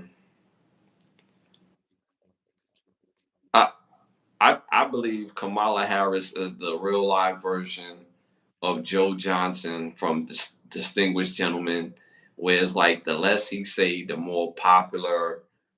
For those who don't know, look up the movie Gentleman by Eddie Murphy. Stars Eddie Murphy, and and it's exactly direct correlation of what I'm talking about because the less she say, the more popular that she get. Like literally, when Biden, won the election, 4 years ago, well, three, well, you get what I'm saying, last election or whatever. Um, it's like we didn't see her for like months, and I honestly believe this, like real talk. I think she, like the real live Kamala Harris, died in between that because for months we didn't hear repeat. Normally, when you win an election, you go on a tour like, yeah, yo, I'm out here, like, yo, my squad won. You seen my squad? You seen my squad. Like when Barack Obama won, he was out and about. Joe Biden was out and about. Cool. They was calling him Cool Joe. Out and about. He talking, kissing babies after they won. So now after Biden and Kamala Harris win, Joe Biden, he's still out here. Well, he was out there. But Kamala, you didn't see her for months. Months. I really believe that she got smoked or she died or whatever, and they just replaced her. And you know what I'm saying? Because we ain't never really see her for real. All we seen of Kamala Harris is that she used to date Montel Williams back in the day when Montel Williams pulled up to the red carpet, had Kamala Harris, a young Kamala Harris, and some up and another lady, and he was there with both of them. You know what I'm saying? Like, this is what we know of. And she wasn't there, Kamala Harris, as the political figure. She was there as a little tasty on Montel Williams' right shoulder and the other joint on his left shoulder. You know what I'm saying? But we ain't never really see her for real, for real. So for her to drop out goes to my, what I think my I can't think of the word, but to my thing where I think this lady really done passed, and we ain't really never see her for real. We don't know, like you said, her politics. We don't know where she really stand. She plays the race card so evilly because she doesn't come out and say like, "This is what I am and this is what I stand for." We see what you stand for, but when we look at your family is a representation of who you are, and so it's like you live one way and you talk melanated to get that. And it's so, like you said, it's so like when this is a trope that used to kill me when I got older and became an adult. As a kid, I thought it was like kind of funny and cool. But when Bill Clinton was in office, we was kind of indoctrinated that, oh, he's the most melanated president we ever had because, oh, he played jazz, he smoked weed, he cheated on his wife, and the melanated community was like, yeah, he, Bill Clinton's our guy. It's like, yo, how can you say you identify with something as negative as those tropes? Those are all negative tropes. Outside of liking jazz, but those are all negative tropes. Cheating on your wife and smoking weed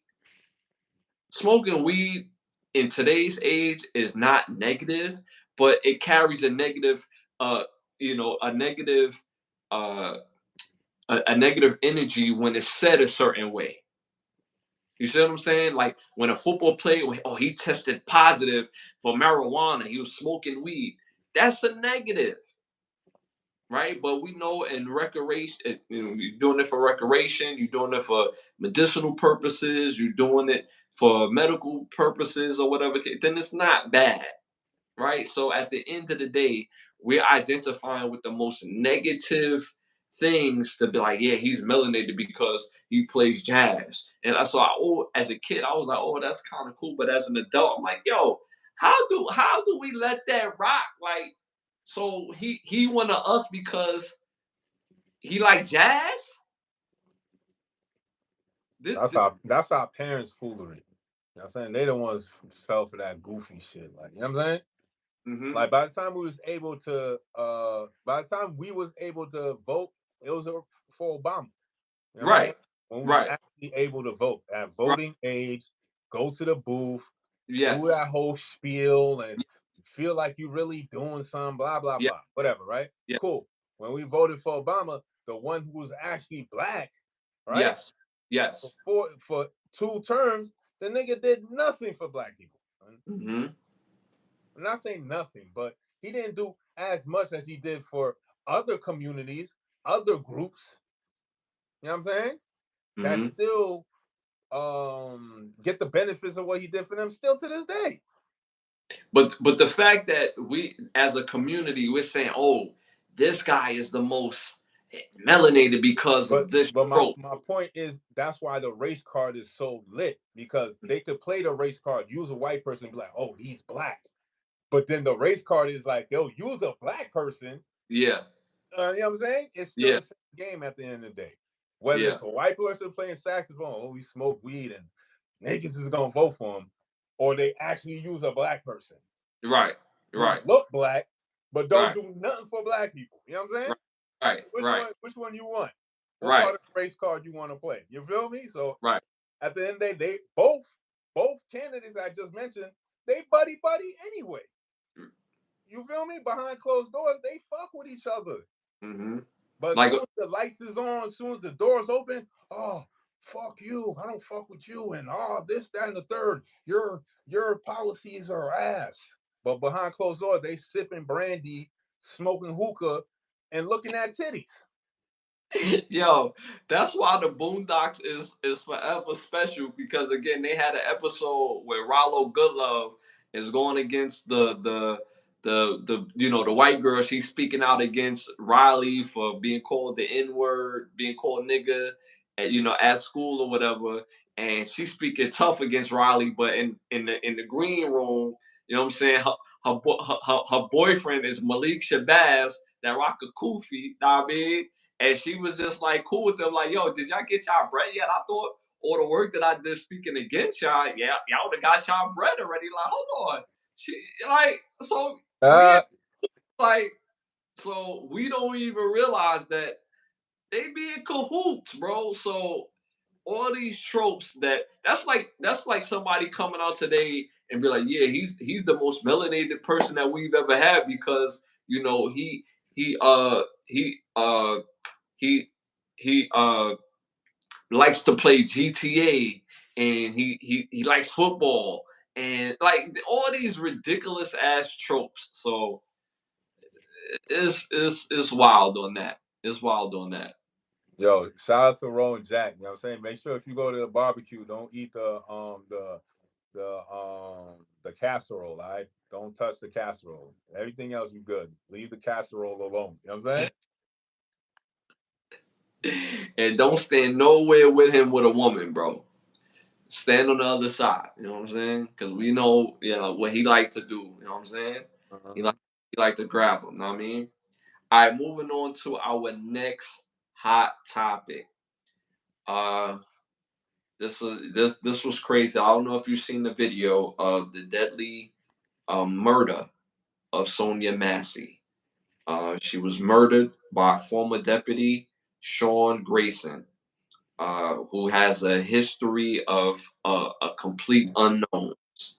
The reason why I say that is because where he was eventually fired from because of the murder, his history, his employment history is very sketchy. What do you think of? Have you seen the video? No, I haven't seen the video, but I know what you're talking about. Um, First of all, want to say my condolences to the family for losing a loved one. Nobody wants to have their loved one lost. It's just so many discrepancies. It just doesn't make sense. The reason why they were even there, none of it makes any kind of sense. You can't even make light of it, but you have to. There has to be a in-depth investigation from using the body cams and all that. Like again, like this is just another. Just it's just so close to right when the election happens, you get this situation where it's like it causes more divide, it causes more friction, causes more animosity. You know what I'm saying? And it just causes way more confusion. You know what I'm saying? We as a people are already confused enough as it is, as far as the system, what our place is in the system, and how we use a system to benefit us. But then within the system don't even care for us or have a place for us within the system. So it's like we caught in a rock and a hard place. You know what I'm saying? And it's like nobody got no answers. Like it's just we're gonna keep chugging on, pray and hope for a better day. Like, nah, fuck all that, son. Where's the solutions? You know what I'm saying? We got all these old people. Where's the solutions? What did y'all do, son? I think where we fucked up at was civil rights. Like that was the biggest mistake we ever make. Like, why do we need to not I'm sorry, not civil rights, I'm sorry, integration. We should have never integrated. We should have kept the way it was. We had multitude of businesses, we had booming economies, booming communities, you know what I'm saying? And then and there was many a times I read in books when these communities, the multitude of Black Wall Streets that we had all across America. It wasn't just one Black Wall Street. It was multitude of Wall Streets all over the place. You know what I'm saying? And when these communities were booming, we weren't haters. You know what I'm saying? We didn't close the door and just, oh, it's only for us. People came in. People from the outside came in and broke bread and ate with us and, you know what I mean, spent money with us. You know what I'm saying? But when we decided, like, oh, we need to go to their schools and we need to go to their colleges, when you didn't really even need all of that because you had the businesses, you had the jobs. But because you felt the grass was greener over there, like, no, I want to live in this community. You know what I'm saying? It's like that's where our pitfall is. And fast forward to today, you know what I'm saying? Like, you want us to call police. That's what she did, right? She called police for help, right? Where was the help? A bullet to the brain. So it's like it's kind of hard to like wanna um be for police and be like, yeah, we do need police. But then when shit like this happens, it's like, God damn, son, like I want to root for y'all because me personally, I don't have bad issues with police.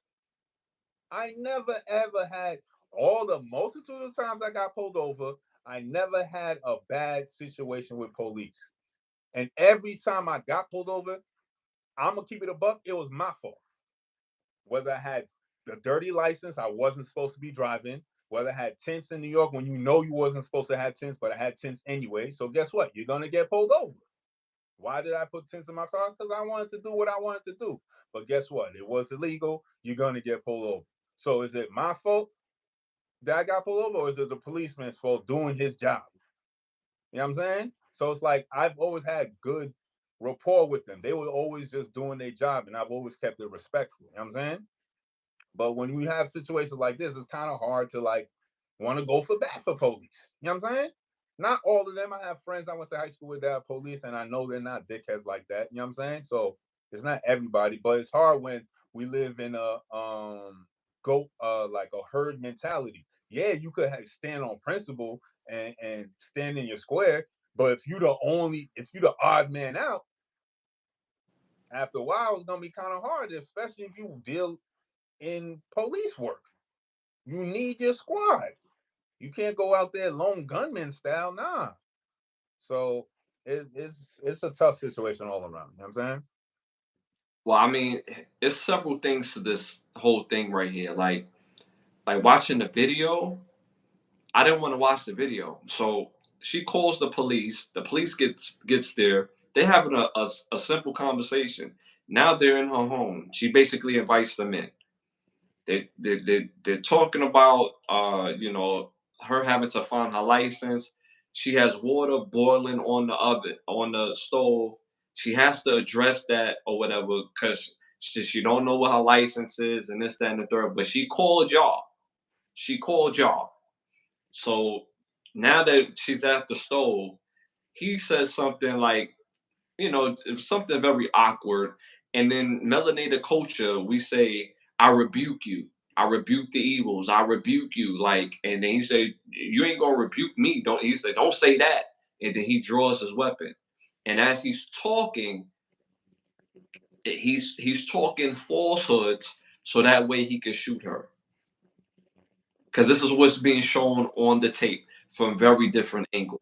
You see his body cam, you see the partner's body cam, and he's saying things. That's like how certain comedy movies where you see somebody like put your hands up, like in the movie Three Strikes. David Allen Grill's like, yeah, put your hands up, and then guy puts his hands up and be like, oh no, he got a gun, and then David Allen Grill shoots him, even though the guy doesn't have a gun, and it's funny because of it's a comedy. They made it funny, right? But in real actuality, this man is speaking falsehoods so that way he could shoot her.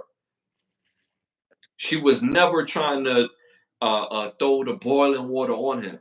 So when she seen the gun get pointed at her, she, like most people, when they get scared, they put their hands up. She put her hands up and kneeled down. He shoots her in the head anyway. So after he shoots her, now you can hear like he's kind of nervous because he done messed up. But if he speaks it out loud, then it makes it seem like he's finessing the camera. His partner then say, "Well, let me go get the kit so we could try to get her stable." The dude says, "Yo, that was a headshot. Ain't no need for that." He said that damn near verbatim. So after the aftermath, and she's in there dead, and all these other cops pull up. and they just standing around and he's just talking and nobody's giving him no eye contact, nobody's looking at him like, yeah, all right, whatever, whatever, dude. Like, we not jacking what you talking about, pretty much. So, so that's one level of it. Now, the second level of it, if this was about right and wrong, then it shouldn't matter what color that we are. If that was a melanated cop and a white woman, that melanated cop will be at all wrong. You're wrong, dude, for trying to finesse the camera because you was not in a situation where you felt threatened for your life. One, you got your partner with you. Two, the lady posed no threat. So wrong is wrong. So it shouldn't matter about what's black, what's white, what's right. I'm black or white. It should only matter what's wrong or what's right. So that's another level to it. And then it goes to show the lack of when you have see New York City has this thing where you could be a cop, right? But you can't police the neighborhood that you live in, which is a weird dynamic because if you don't police your neighborhood, which is it's a weird dynamic. This is it's some goods and some bads to that. So now that you police other neighborhoods, right? You because you don't shit where you eat, I get that. But now when you go to police other neighborhoods, if you don't identify with the people in that community, then you don't see the people in that community as human. When you don't view the people as human, then you're not necessarily policing, you're overseeing. So now you become judge, jury, and executioner right then and there. You're playing God from 9 to 8. You're playing God. And if you and when you're doing that, you have an embedded fear of people that you don't view as human. Because if you view somebody as human, so instead of looking at this woman as, oh, she's melanated, so I'm going to police her different, instead of looking at it like that, instead of looking at that woman as your auntie, your cousin, your sister, where we all know people who's kind of like, they're a little scatterbrained, especially with dealing with police, because most people don't have the education on how to talk to a policeman or how to deal with getting answers from a policeman. Your first inkling is not to shoot this person, let alone shoot them in the head. And on top of that, you're not dolo. You got your partner right here. So it's just several layers to this, which is disgusting, and I'm tired of seeing this. And it's and we act like posting a picture or protesting is end all be all. It is not. It's not going to be end all be all until there's laws put into place with hate crimes against melanated people. You're going to receive the stiffest penalty as if we're human, because guess what, y'all? We're human. Our blood is blue just like you. We cry just like you. We have children, we have fears, we have goals and aspirations just like you. We are human beings. I grew up playing sports. I grew up boxing, playing football, playing basketball. And you know what I had on my team? We had mixed races on our team. And you know what the difference was? Just our complexion. That's the only difference was. Our backgrounds might be different, but because we represent the same smart tech, because we represent the same team, it becomes bigger than our race. It becomes bigger than what our complexion is. I sorry, I have friends who happen to be white. I have friends that happen to be white, as well as I have friends that happen to be melanated. And I guarantee you, if you if you get out of pocket with me in front of people who are white and you're a white person, my friends who happen to be white will smack fire out of you. They don't play that. When my daughter was born into this world, I had friends that came to the hospital to bring me cigars, and I don't smoke. They like, we don't care. It's a celebratory moment, bro. Guess what? My friends that came to the hospital happened to be melanated, and some of my other friends happened to be white. So we live in a world, instead of worrying about, not necessarily worry about inclusion, it's more so leading with the formality of right and wrong. It's wrong. Like, what are we doing? We don't see the humanity in that. Like with melanated people, real talk. If y'all don't realize this, when melanated people do something crazy in the world, other melanated people be like, "Yo, what the hell was he doing, bro?" Because we quick to judge each other in the public eye, but we need people who are white. When people who are white do messed up shit, to speak on it. Just don't say, "Yo, we ride with you because I vibe with you because you're a human being just like me." We need you to speak up too, bro. We need you to say, "Yo, you're an asshole for doing what you did, and we don't rock with that." That's what needs to happen, because it's the foundation of right and wrong. Uh, it- but before I go into his history, anything you want to add to that? Nah, that's pretty much it. Much Okay. add to it. Okay, so this officer, a former officer, he's now in custody, looking at charges, facing charges. His history, Sean Grayson, his history, uh from 2020 to 2021, he left the police department at Ponan police department. He just left. They didn't give a specific reason. He just left. So he was only there for a hot year, from August 11th, 2020 to July 7th, 2021. Then in 2021, from 2021 to mid 2021, so basically from February to June, he leaves another police force, which is uh, Kennesaw Police Department, for other reasons. They won't mention the reasons why. So he was only there for 3 months.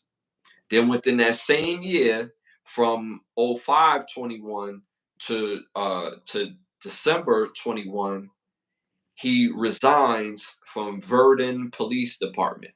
He just resigns, just leaves, right? Um, then from oh 07, then July 7th, 2021 to 05/2022, he resigns again from Auburn Police Department. Then he joins the Logan County Sheriff Department, and he's there from 05/2022 to April 2023. He resigns again. This is his history. And then from uh 05, I mean, from May 2023 to July, obviously, of 2024, he gets fired because of the murder. So all these reasons are why he's leaving. He left 3 times. He left three times, three different departments. He just resigned, but they don't want to give the reason why. Not speaking up on what his history is, and I'll be if you open up cases on the arrest records of these different places that he was at, I guarantee you it's going to be some trickiness to it. And then he resigns from these other places that they didn't say resign, they just say other reasons. What's the other reasons? Why can't y'all be more particular what you're talking about on why this man resigned? So I mean, what do you think about just his career, his history of policing? I mean, if this case goes to trial, then all that shit's gonna come out anyway. So whatever his reasons were for leaving all these positions in the short time frame, all that shit's gonna come out. So when the trial happens, because his character and his background is going to come into question. So any regular investigator is going to investigate. Okay, why did you leave? Stay at one job for a year, leave, go to this other job. What happened at this job? You know what I'm saying? So they're gonna find it, and that reason is gonna come out. Whether or not those police departments wanted to come out, now it's gonna have to come out because it's gonna get subpoenaed. So either you destroy the evidence now, or you know what I'm saying, forever hold your peace when it comes out in trial. I agree. I agree. I want this lady Sonia Massey to get justice for her murder. This is ugly, and I'm tired of seeing it. This is like every other year. It's always like this, and it's going to continue to be. This is why y'all hear me say the word melanated instead of black. The reason why I do not use the word black, for those who don't know, is because we are not three-fourths of a human being. I don't come from three-fourths of people, or three-fifths. They like to say three-fifths, or three-fifths of a human being, or three-fifths of a people. I'm a whole human being, just like the people that I come from. I'm a whole human being. So that's why I don't like to use the word black, because black is one of those words that is tricky, because in the Constitution, this is what they see us as.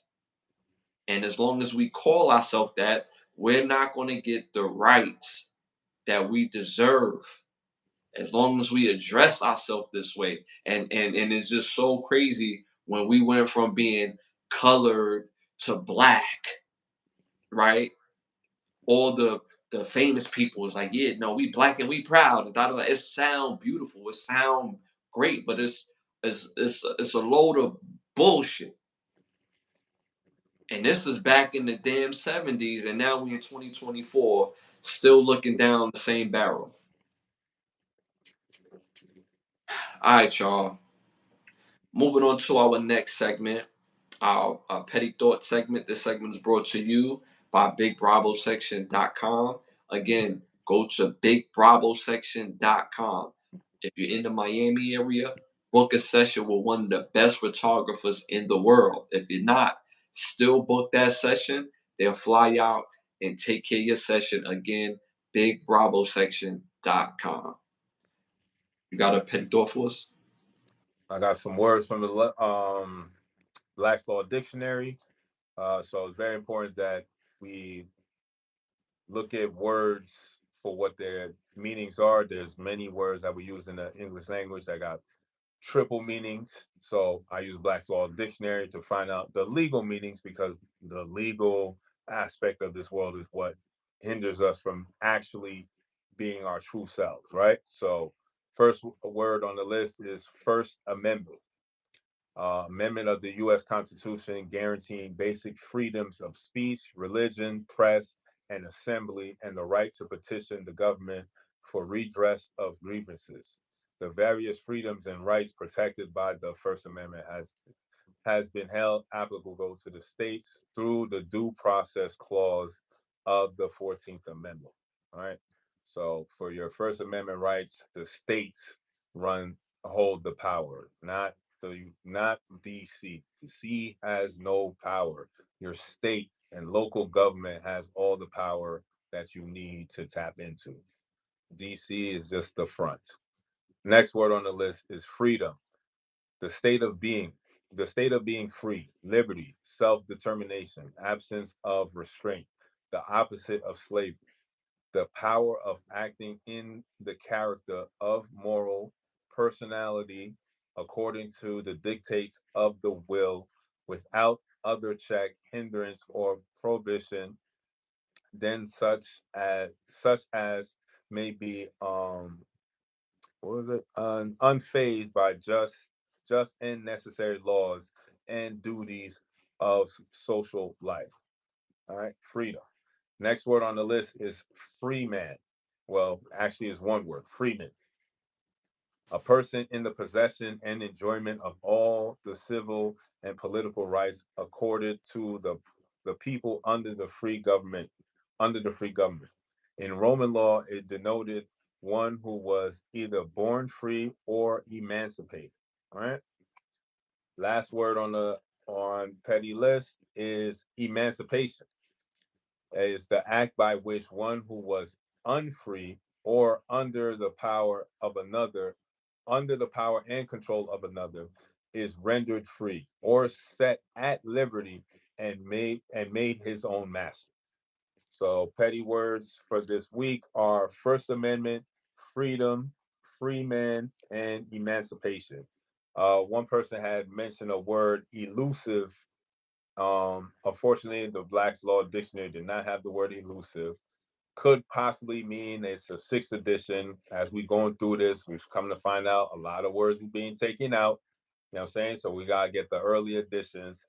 Again, I don't have 3K to cop the first edition Black's Law Dictionary from 18 something something. You know what I'm saying? Which is the most important one you need anyway, because there ain't no new words, especially when it comes to law. A lot of these words are old. So Yeah, getting the first edition would be primo. You know what I'm saying? yeah. But I don't have $3,500 to drop on a first edition. So we gonna rock out with the sixth edition till we can't rock out with it no more. There's hella words in the dictionary that I didn't get to. So if you do have words that you want to find the legal definition of, you could always drop it in the chat, and I'll do my best to find the word for our next episode. Lit, lit. Love those words, bro. Those are dope.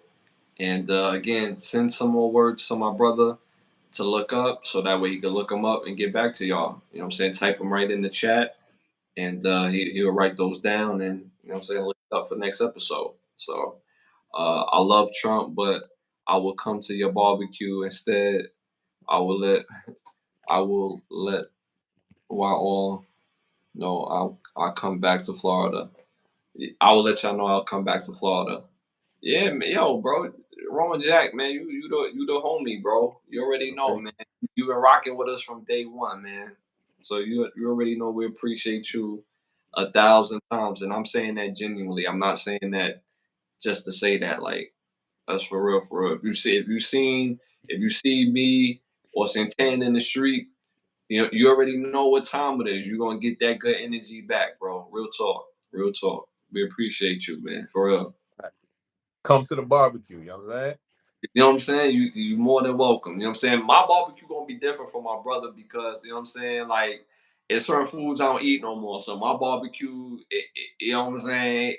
I might have just like some glizzies and some turkey, but some turkey burgers. You know what I'm saying? So, you know, my brother he gonna have a plethora more food. You know what I'm saying? He gonna have the wings and mac and cheese at his barbecue. You know what I mean? This is just so. But you always welcome, bro. Real talk. Real talk. Real talk. Uh, Moving on to our next segment, keep the lie live segment. Keep the lie live. The lie live. So my keep the lie live. We don't have too much time left. But my keep the lie live Doughboy say he gonna bring fish tacos. for tacos. Shout out to Jody and Baby Boy. You gonna get them tacos. You gonna cook and clean and get them tacos. You gonna what he said? You gonna cook. He did it with the thumb too. He said you gonna cook and clean and get them tacos, right? You know what I mean? Mash that extra stress on the thumb pointing to the kitchen, you know what I'm saying? Just in case you forgot where you was headed, you heard? You know what I mean? So yeah, shout out, man. That's funny. Damn, I lost my train of thought. All right, so my keep the lie alive for this segment is is entity versus humans. I'm again. I'm gonna keep this quick because we run out of time, but I want to hit this point real quick.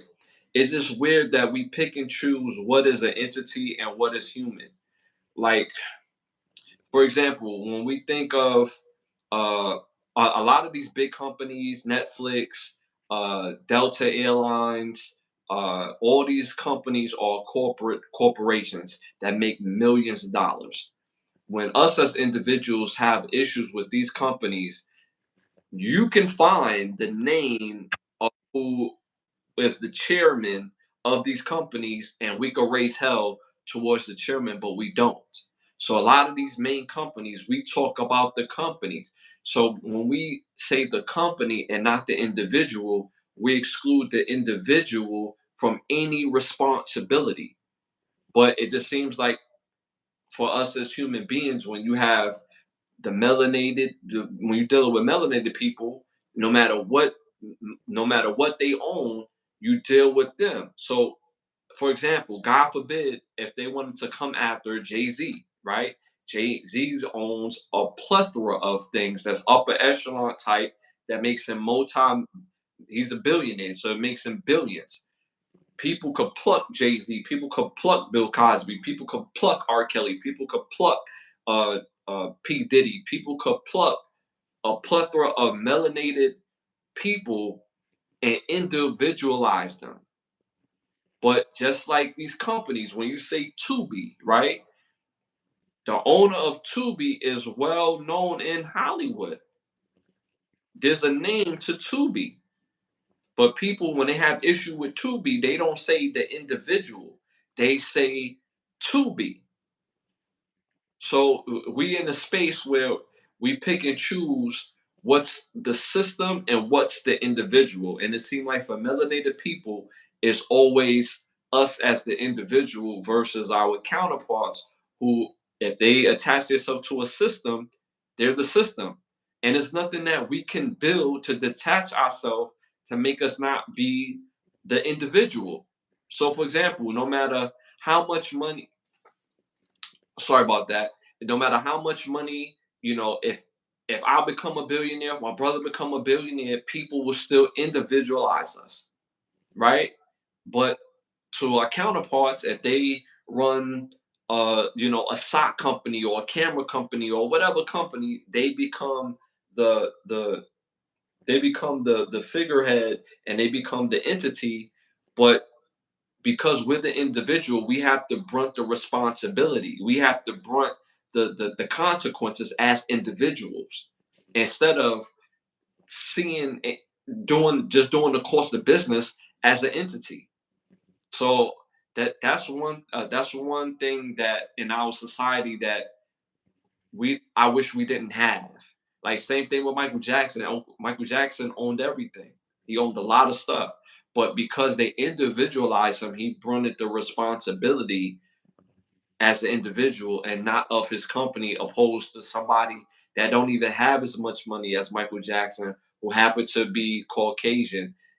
They deal with the entity. So I got a problem with McDonald's. I got a problem with Wendy's. I got a problem with Canon cameras, but you don't say the actual person's name. So that's my keep the lie alive for this segment. Anything you want to add to that? No, that was well said, man. Definitely on point, for sure. Like, it's definitely needed a major separation, between the two. But it's the picking and choosing where it's like that's the that's like the human flaw and shit. Like, you know what I'm saying? Like, honestly, people gonna always gonna pick and choose when it suits them and stuff. And fortunately, that's the selfishness breeding into society today, because that type of mentality wasn't around in times of hardship during the Great Depression, Hmm. uh, industrial age, and in the beginnings of the civil rights movement. You know what I'm saying? Like those type of mentality, it was togetherness. You know what I'm saying? It was, if you don't have it, it doesn't matter. We got it. You know what I'm saying? Somebody has it that we all can share from. You know what I'm saying? So now it's all about individualism, and oh, I can do it all on my own, when it was never like that. None of us can do it all on our own. You know what I'm saying? Because if we Hmm. was, we'd all be billionaires. You know what I'm Hmm. saying? Facts. But that's not how life is. You feel me? So it's like you're always gonna need people in your corner, people on your side. So the more you come with respect, love, humility, you know what I'm saying? People are gonna gravitate to that. Now, I'm not talking about uh turn the other cheek to get smacked type shit. No, Right. I said respect, humility, you know what I'm saying? If there's no respect, then know what I'm saying? I don't gotta respect your jaw. You feel me? Yeah, So yeah, you already yeah, know how I get down. So yeah, you know how yeah. Tommy Buns get I mean, down. yeah, yeah. I was just thinking that too. I was just thinking that too. I was thinking you was a real dread. What you scared now? You cook it. Yeah. You kick it. You don't fucking book, man. You know what I'm saying? My kid's straight, man. You know what I'm No, saying? So yeah, we can't do it alone. We definitely need to be together on this, and we definitely need to put a lot of our differences aside because it's really about us raising our families and making sure they grow up to be good, upstanding citizens, and not only that, have something for them to grow up and aspire to. You know what I'm saying? mhm, If we don't keep up the system and make sure that the system benefits us all when they grow up to the shit like the baby boomers, them niggas fucked us. You know what I'm mhm, saying? They kept mhm, all the wealth for themselves. You know what I'm saying? They about to croak and die, and none of the money's getting passed on to us. mhm, You know what I'm saying? They leaving it to their cat or they putting it in their trust. They not passing none of the wealth on. So when that wealth transfer happens in the next 5 to 10 years, a lot of us ain't gonna get none of that bread. It's gonna go right back to the government. mhm. You know what I'm saying? So we gotta do something better for our next generation because they cooked us. You know what I'm saying? They fell for the okey doke, and now we got clean it up. It is what it is, and I just hope more people come with answers that we can, with solutions that we can use to better each of our positions. That's a fact. That's a fact. I love that. I love that. Y'all make sure y'all tap into our rewatch. We got over 100 videos up for the rewatch. You know, we got a lot of content up, so make sure y'all tap into the rewatch in our on our show for this channel. Also, what else we got going on? Make sure y'all tap into the popular opinions on the community page as well. Make sure you tap into the membership portion.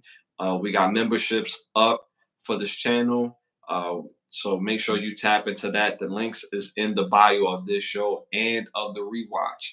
And if you want to contribute to the show or to the channel in itself, again, you can also tap into the rewatches as well as that. Shout out to the sponsors of the show, Bravo section, Button Snaps, OUV Records. If you're interested in becoming one of the sponsors of the show, you can hit me at Ashley Lovechild on Instagram, or you can hit my brother on his Instagram at. Bravo section underscore. So if you're interested in becoming one of the sponsors of the show, you can hit myself up or him up, and or Santana up, or and we could do some business. Also, be on the lookout for the Overstand podcast every Monday at 9:30. Why understand when you go overstand? Be on the lookout for my new EP, Summer of '08, very soon. So make sure y'all be on the lookout for that as well. Bro, you have any extras you want to plug in real quick? See y'all on Sunday. You already know what time it is. We're here. Can the Brothers Get a Rap podcast? For those who don't know, Can the Brothers Get a Rap podcast? Every Sunday, every Thursday at 10:30 p.m. We'll see y'all Sunday. There's nothing but love. And we out of here.